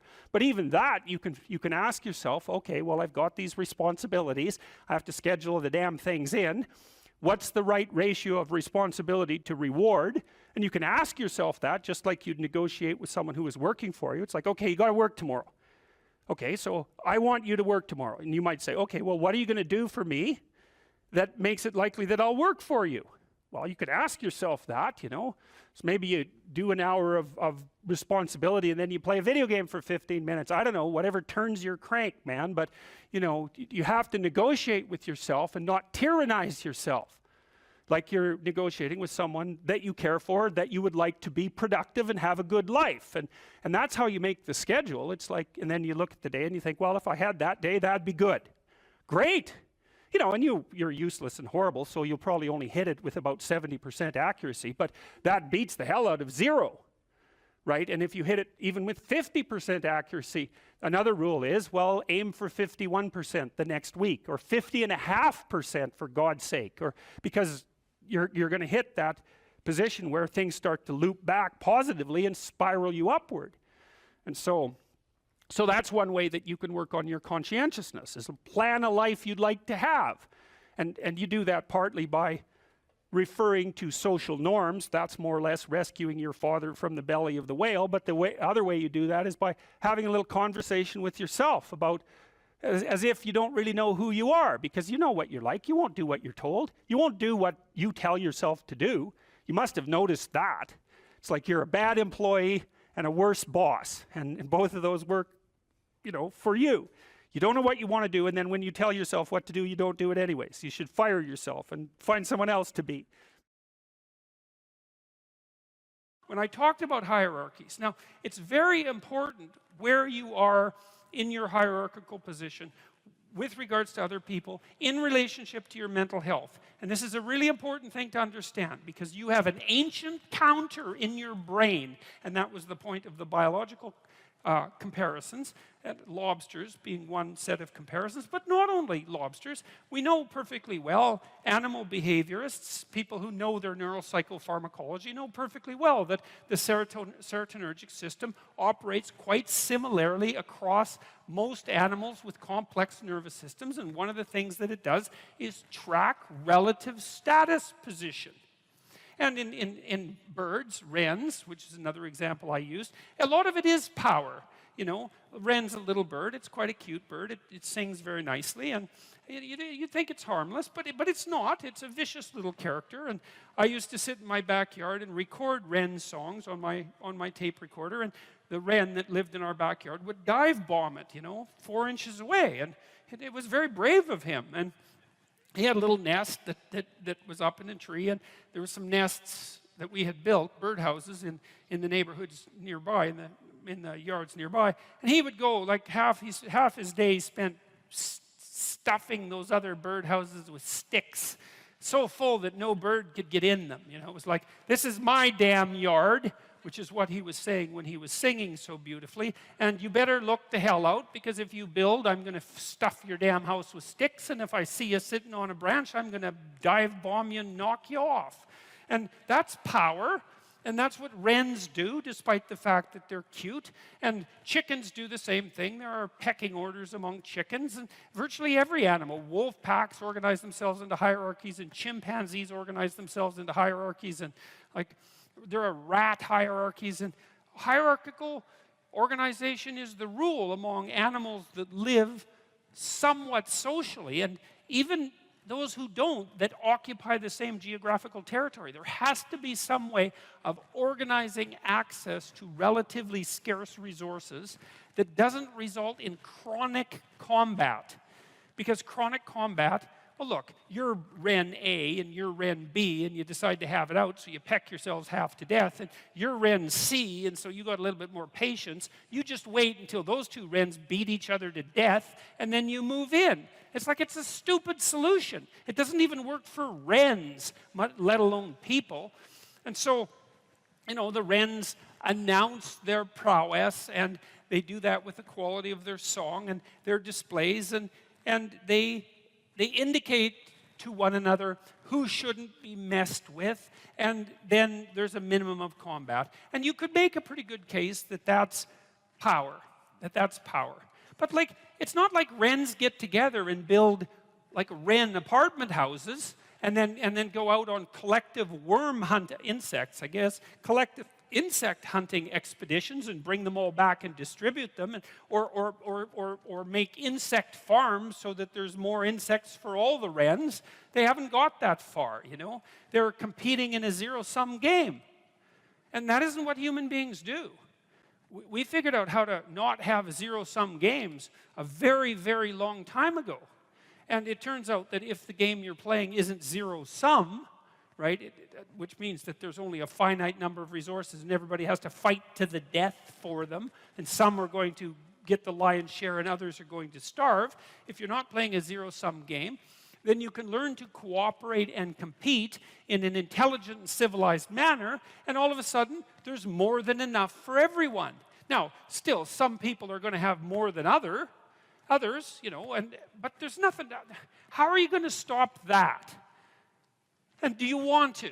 Do you want to only know what? Do you want to only be allowed to know what everyone else knows? You don't get to know anything that anyone else knows, because it's got to be equal. You want everyone to be exactly the same amount of attractive, and if you averaged attractiveness overall and you only allowed each person to be as attractive as the average person, there'd be not much attractiveness left in the world. And it seems to me that would be quite the loss, And strength. You're not allowed to have any additional strength or ambition or talent or let's say athletic ability. It's like or artistic ability. I mean, aren't we kind of happy that there's massive inequality in the distribution of talent? I know it's harsh and hard, but you can't expect everybody to have every talent that there is, and it would be a hell of a sacrifice if no one got to have any talent, because it wouldn't be fair. And so I don't get the whole equality of outcome thing. It isn't going to work. There aren't that many geniuses, you know? We want to exploit the geniuses and get them to work for us. And if the price is that somebody has more than you do of something, well, suck it up, for Christ's sake.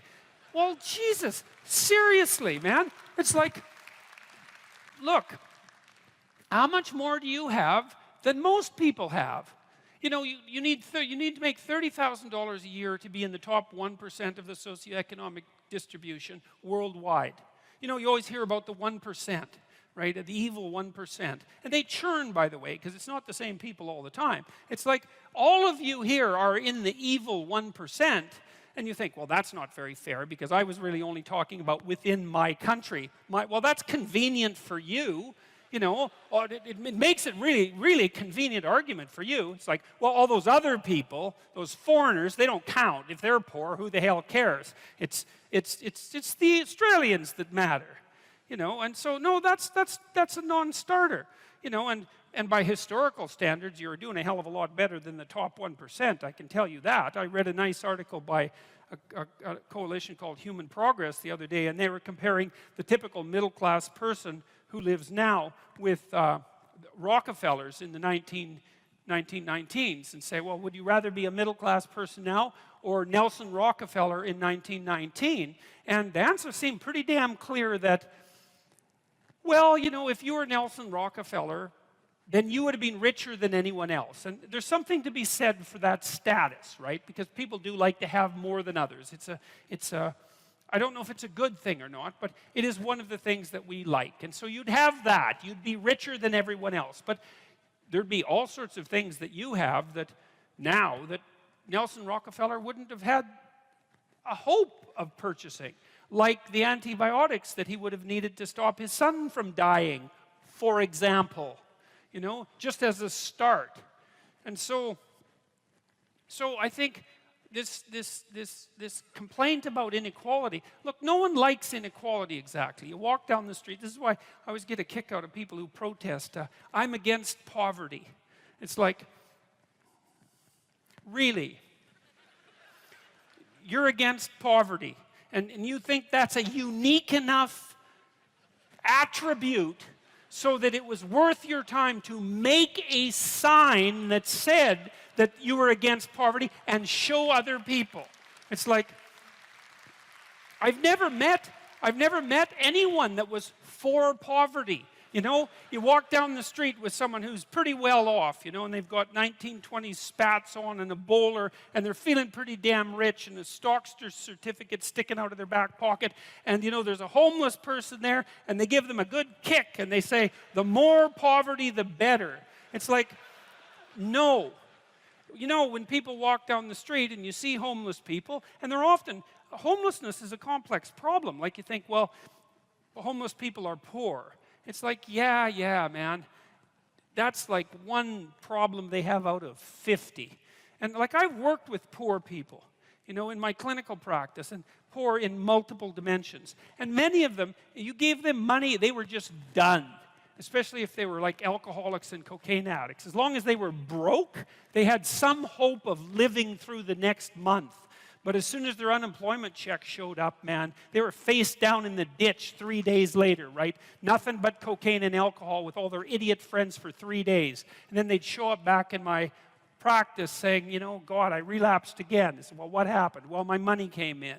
It's like, yeah, money's really going to do you a hell of a lot of good. It'll just kill you faster than poverty. Now, not that there's anything good about poverty, but it's not like these are simple problems. You know, walk down the street and you see someone who's been an alcoholic for 20 years, and maybe they're addicted to methamphetamines as well, or maybe they're schizophrenic. It's like, it isn't unequal distribution of monetary resources that is the primary cause for that problem, and it isn't going to be some sort of straightforward redistribution that's going to fix it, because it's way more complicated than that. And so, and then the whole power thing too. It's like, look, I get it. I get the left wing issue, and I really do. And I think I get it better than the damn left-wingers get it. Because, you know, most of the radical types, they follow Marx, and they say, well, one of Marx's dictums was that capital tended to accumulate in the hands of fewer and fewer people.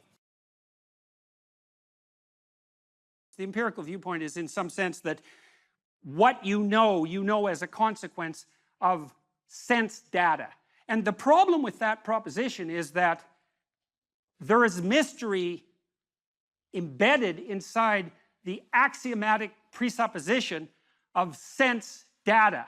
So behavioral psychologists believe that animals, and they tried to model animal behavior using these a priori theory, the animal reacted reflexively to a stimulus. And so that's a deterministic machine hypothesis.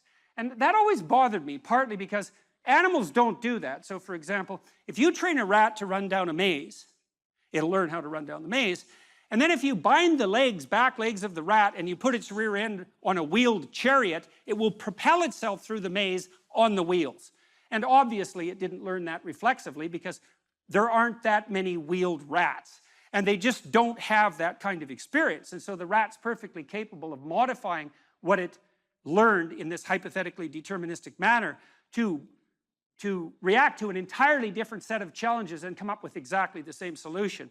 There was an old behaviorist joke that under controlled laboratory conditions, an animal will do exactly what it damn well pleases. And I like that very much. And the problem with the behaviorist theory of stimulus response was the axiomatic presupposition that the stimulus was given. That you just look at the world and there's the stimulus right in front of you. That takes no effort, and you merely respond reflexively to it. And that's so wrong that it's almost incalculable, because it turns out that perceiving the world is so complex that in some real sense, not only do we not know how we do it, but it looks impossible. And part of the reason that it's impossible, and this is again why empiricism is an incomplete theoretical account of the genesis of knowledge, is that there are literally, or close enough to literally, an infinite number of ways to look at anything. And that's because everything is not only complex in and of itself, at the microcosmic level, almost beyond imagination, but that everything is also situated in a context, which is actually a determining element of the nature of the thing. And the context, expanded enough, actually takes everything into account. And so that makes perception a very weird phenomenon. For another reason, I was always amused, for example, when I traveled with my family when I was young, on our summer vacations, we used to do things like get out and look at the border between Canada and the United States. And that's a very weird thing to do, because you can actually do it, and you can step across it. And people treat that as if it's magic in some sense, because part of us knows that that border is not there, right? It's not a part of the objective world. And yet, well, and yet it is, because there you are standing beside it. And then if you look at aerial views, you can see the farmers' fields end exactly where the border is. And so things like borders between countries inhabit this weird space between the objective and the subjective that's a magic space. And it actually turns out that almost everything we perceive has that degree of magicality about it. I've thought also about such things as people's proclivity to go to museums, maybe in Nashville, for example, or Memphis, to go look at Elvis Presley's guitar. And you think, well, what exactly are you looking at when you go look at Elvis Presley's guitar? Because first of all, it's a mass-produced guitar, and so why not just look at another guitar? And you think, well, that's not the same thing. It's like, well, why isn't it the same thing? Because it's not. And the reason is that the guitar is not merely something, and this is the thing you perceive, it's not merely something made up of the guitar atoms, let's say, and the guitar molecules. It's also an artifact that was embedded in a context across a period of time. And that embeddedness of that artifact is part of what you perceive when you see an artifact like a celebrity, something a celebrity owned, or the relic of a saint, let's say. And so, and you can say, well, that's all an overlay on top of perception, and that would be fine, except that's wrong. There's no data, so to speak, that support that viewpoint. That's not how perception works. Perception is unbelievably complicated. So we see regularities of being, and some of those, impediments and affordances is the technical term, we tend to perceive as objects. But we also see the possibilities of being. But the problem with that is that the world of objects, potentially relevant objects, and the world of possibility is vast beyond our comprehension. And so then we have another problem that emerges as a consequence of that, which is a key and signal problem, and the fact that it has been solved precipitously and carelessly, hastily, is actually the reason for the culture war that's raging today. And that is that we have to prioritize our perceptions. We have to prioritize our perceptions to get access to the sense data that hypothetically informs us. We have to see the world through a system of value. And why would I say a system of value? Well, a system of value is a system of priorities, right? Because to value something is to make it more important than other things that it's being compared to. And why do you need a hierarchy of perceptual priority in order to see? And the answer is, well, you can't see everything at once. And so you can only see one thing at a time. And which thing? And the answer is the thing you think is most important to see at that moment. And then the question is, well, and this is the question, why is that the most important thing to see at the moment? So imagine, this is true in the auditory domain, in the tactile domain, all sensory domains. And you think that perception is a passive action and that we act upon the consequences of our perception, and this is just not true at all. There's no level of the analysis of perception neurophysiologically where you can separate action from perception. So for example, when you're looking at the world, although you don't know this, your eyes are moving back and forth very, very quickly. They have to move. If they stop moving for more than 1/10 of a second, you go blind because you saturate the neurons that you're using to perceive so intensely with the repetitive stimulation that they just shut down. And so at a micro level, your eyes are vibrating like mad, and then there are saccades above that are still unconscious, that are less rapid and wider, and then voluntarily, you have voluntary eye fields in the frontal cortex, you move your eyes voluntarily to point to what you want to see, and you do that because the center part of your vision is exceptionally high resolution. Each center vision foveal neuron is connected directly to 10,000 neurons in the primary visual cortex, and then each of those 10,000 is connected to another 10,000. It's very expensive neurophysiological real estate, and if all of your vision was as intensely high resolution as your fovea, which is a very small part of your retina, you'd have to have a brain like an alien. If you pursue the things in your life that are meaningful, once you've oriented yourself, and that means accepting the challenges that come along with that, because one of the things that you'll find, you even find this in music, if you know a piece of music completely, then you tend not to want to listen to it anymore. There still has to be some challenge in it. You still have to track it, and sometimes music is so complex you just can't. It just sounds like noise. Modern music is often like that because it's so, well, it tends towards the chaotic, and so I find it difficult to listen to because I can't get a handle on it. But then, so it's too challenging, and then there's other music. Pop music is often like this. It's catchy the first 2 times you hear it, and then you never want to hear it again. It's too much, there's too much predictability and not enough chaos. And hopefully you find a piece of music that's somewhere in the middle. You can listen to it 50 or 100 times, and each time you listen to it, there's still some new nuance in it that you didn't expect before. And so, well, you kind of want to set up your life like that, so that, and I think you see that the phenomena of meaning manifests itself at the area, at the locale of optimal challenge. So one of the things, for example, I might say, well, let's say you want to set some goals for yourself. We say, well, they're remarkable goals, but they're too unattainable. You're just going to find it frustrating to pursue them. It's going to be too punishing. And then we might say, well, here's a goal, and you think, well, I could do that, standing on my head. There's no challenge in it. Well, both of those two extremes are going to leave you in a state that isn't characterized by the optimization of engagement and meaning. One is too difficult, it's too punishing, it's the judge and nothing else, and the other is the ultimate and merciful mothers. It's like you win no matter how you play. So then you calibrate it. You say, well, you know, I'm up for a challenge at this level. I wouldn't recommend that, because that's just a bit like people do that. You might want to investigate your character in detail and decide, you know, what's going on at this level of analysis. That's pretty harsh, but you can certainly continually retool yourself at more micro levels, and I think what you do is you pick the level of retooling that optimizes your willingness to be engaged in it. And then what's so interesting about that is that, I think, is that you get the benefits of perfection, so to speak, while still being imperfect. Your actual imperfection has nothing to do with it. What's relevant is the journey that you're undertaking to rectify the imperfection. So instead of aiming to be the entity without flaws, you're aiming to be the entity that continues to realize its flaws and overcome them. Well, that's a game you can play forever. You don't take responsibility for things that you don't accept. You only take responsibility for things that you do accept. You say, well, the world is fundamentally flawed because its fundamental nature is vulnerability, intolerable vulnerability. I'm not going to take any responsibility for that.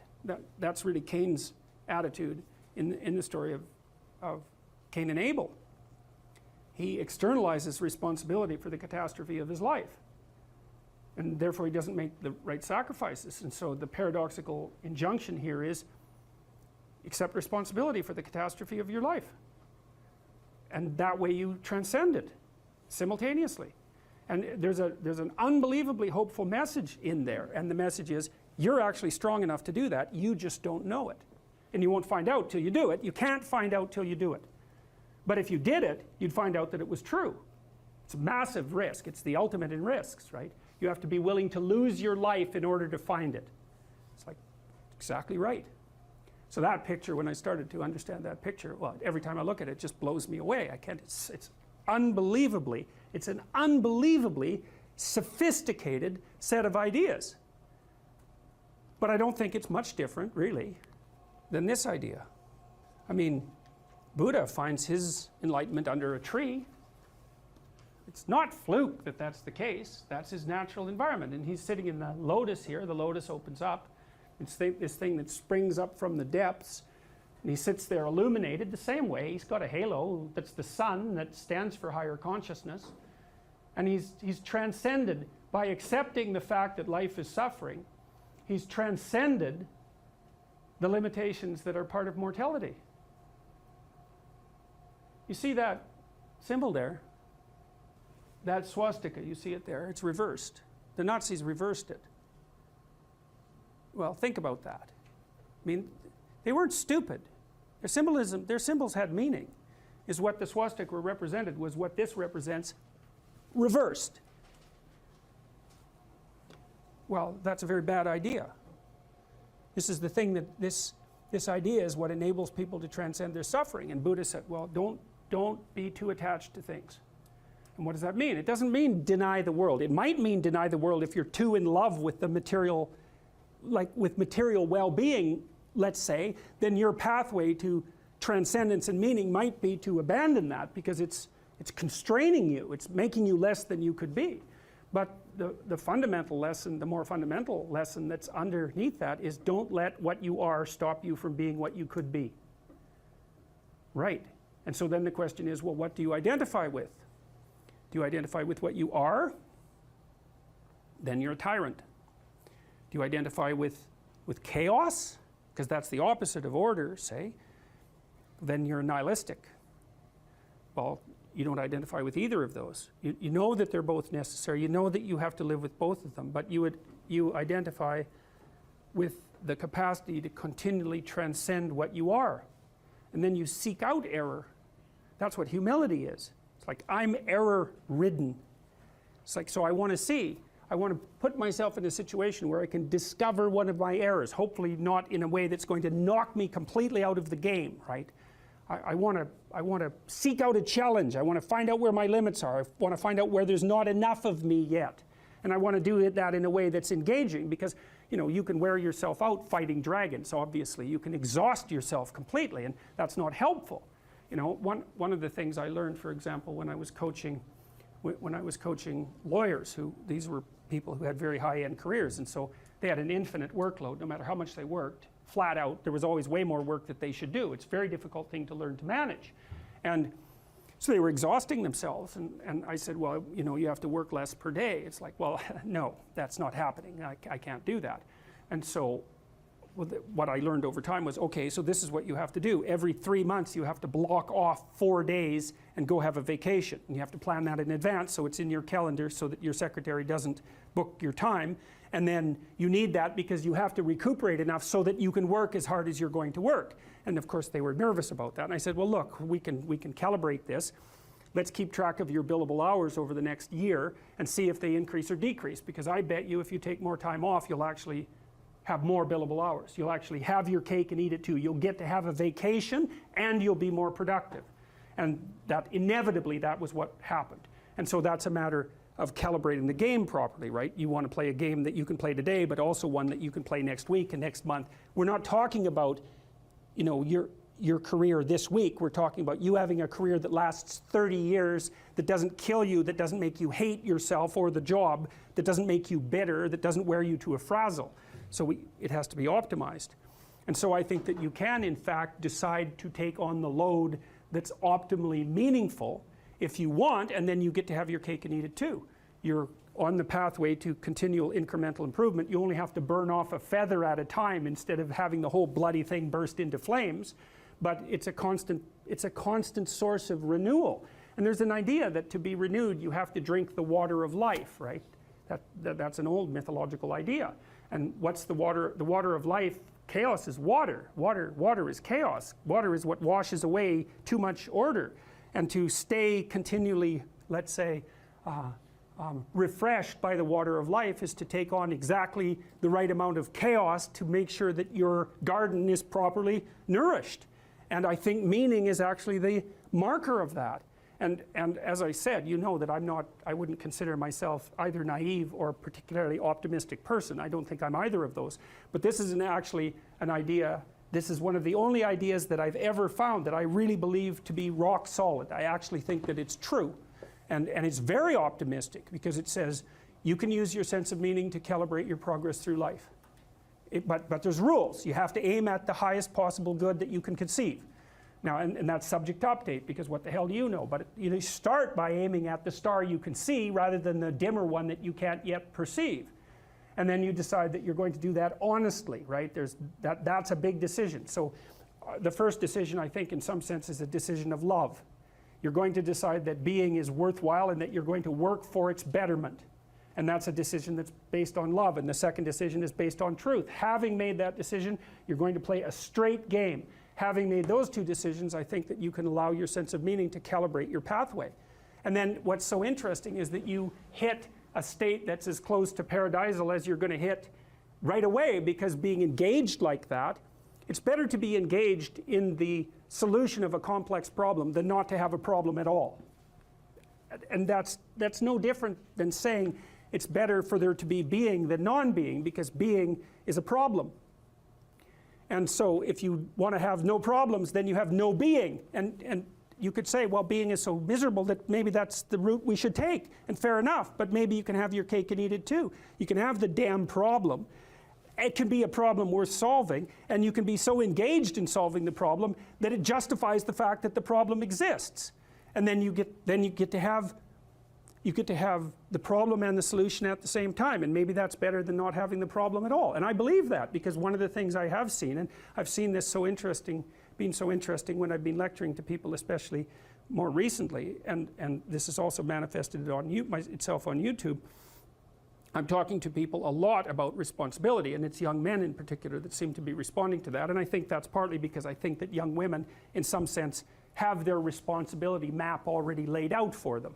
It's also less voluntary in some sense for women, because they have more complicated problems to solve in the first part of their life, right? Because they have to get the family problem solved. But whatever. I've been talking in a very delineated manner about responsibility. which is a strange thing to sell to people, but responsibility is what gives your life meaning. And so then you might say, well, then take on ultimate responsibility. And what happens? You have an ultimately meaningful life. And then you might say, well, if your life is ultimately meaningful, it doesn't matter if it's punctuated by tragedy or even predicated on tragedy. It's worth it. And I think that's true. And everything I've seen indicates to me that's true. Every time I get my clients to take on more responsibility, you know, and it isn't an injunction. You're a bad person, you should take on responsibility. It has nothing to do with that. You can define the damn responsibility. It isn't something that someone else should impose on you. It's not a matter of doing what you should do in some abstract manner. It's not that. It's the choice of what game you're going to play. And you know, you can play the game of the seeker, I would say, and if you play that game, then everyone wins. And it's the best game you can play. And so the answer, in some sense, to the tragedy of life, to the catastrophe of life, to the fall, is to adopt the responsibility of mortality that goes along with that, and to play that game maximally. And paradoxically, it's in the willingness to do that that the solution emerges. And I don't, you know, I have done my best with every single thing I've talked to you guys about. I have done my best to do what Dostoevsky does in his novels, which is I make a proposition and then I spend months or years trying to figure out if I can take the bloody thing apart, if there's something wrong with it, because I want to find out. I want to hit it with a hammer and see if it breaks.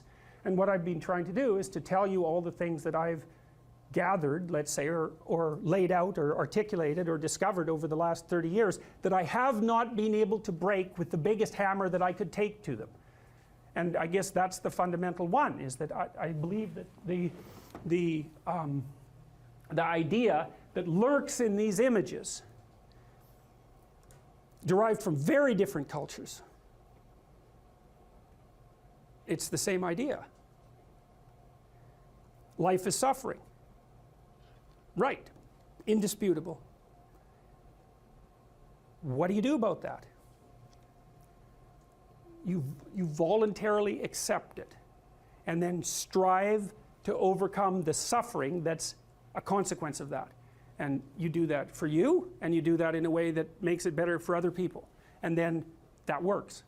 And one question might be, well, how well does it work? And the answer is, the only way that you can find out is by trying it. That's it. That's the existential element of it. The proof is to be derived by the incarnation of the attitude in your own life. No one can tell you how it will work for you. It's the thing that your destiny is to discover that. And you have to make the decisions to begin with. It's like, because you can't do this without commitment. You have to commit to it first. That's the act of faith that Kierkegaard was so insistent upon. You have to say, I'm going to act as if being is good. I'm going to act as if truth is the pathway to enlightenment. I'm going to act as if I should pursue the deepest meaning possible in my life. And there's reasons to do none of those. They're real reasons. So it's really a decision. But you can't find out what the consequence of the decision is unless you make the decision. I think the same thing happens when you get married, by the way. Is that if you think you might leave, you're not married. And then you think, well, the marriage didn't succeed. It's like, well, maybe you were never married. Because the rule is, you don't get to leave. And there's a reason for that rule. Now, I'm not saying that there aren't situations where there should be exceptions made for that. That's not the point. The point is that there's some games you don't get to play unless you're all in. And the other thing that's so interesting about being alive is that you're all in. No matter what you do, you're all in. This is going to kill you. So I think you might as well play the most magnificent game you can while you're waiting. Because do you have anything better to do? Really? Why not pick the best thing possible that you could do? Why not do that? Maybe you could justify your wretched existence to yourself that way. I think you could. That's what it looks like.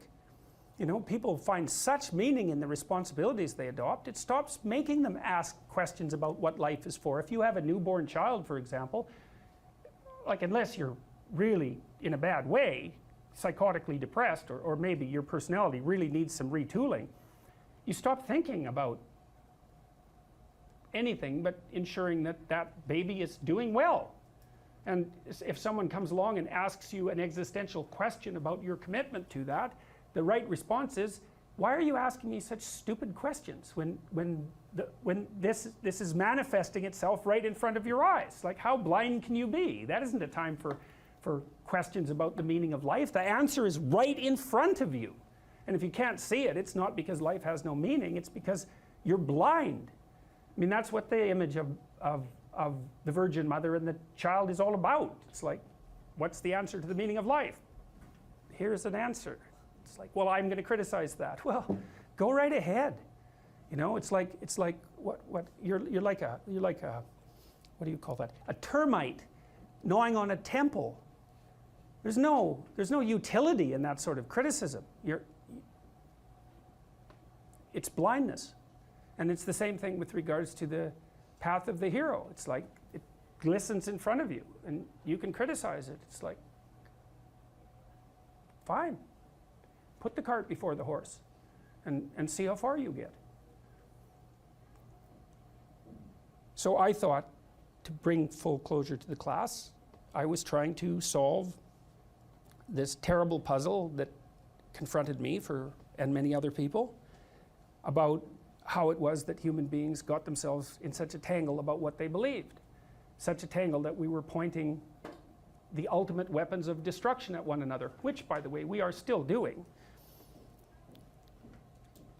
And I thought, okay, well, I understand that. We need our belief systems. They orient us. And that means there will be conflict between belief systems, and that can be a catastrophe. And that's being played out everywhere, again, in very many ways.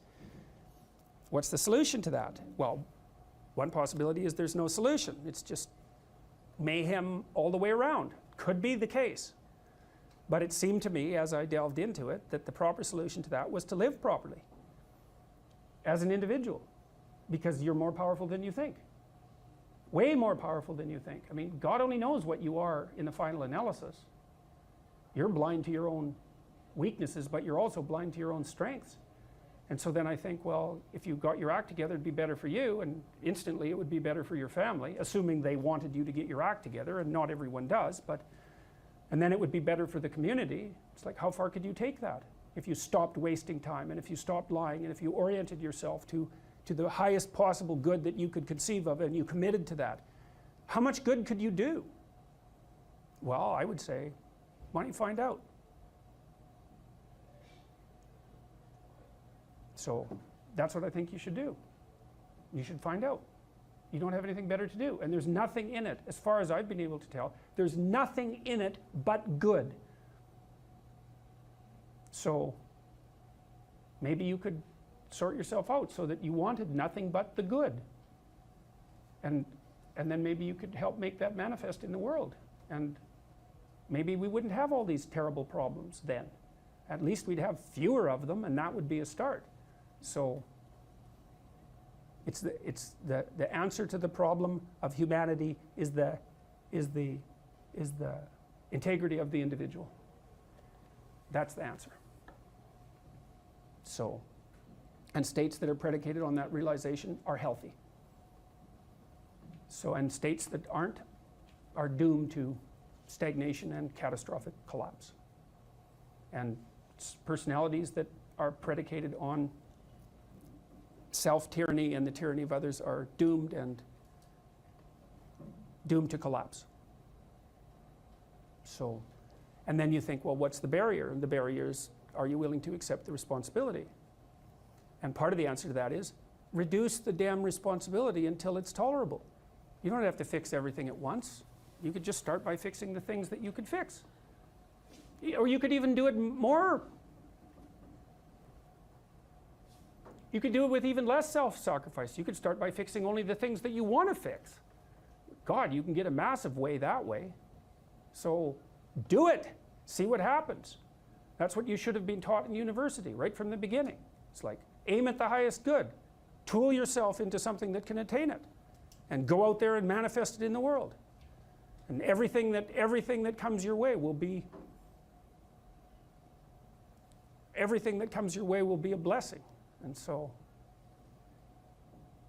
all you have to do is give up your resentment and your hatred. I know that's a hard thing to give up because you have plenty of reason for it.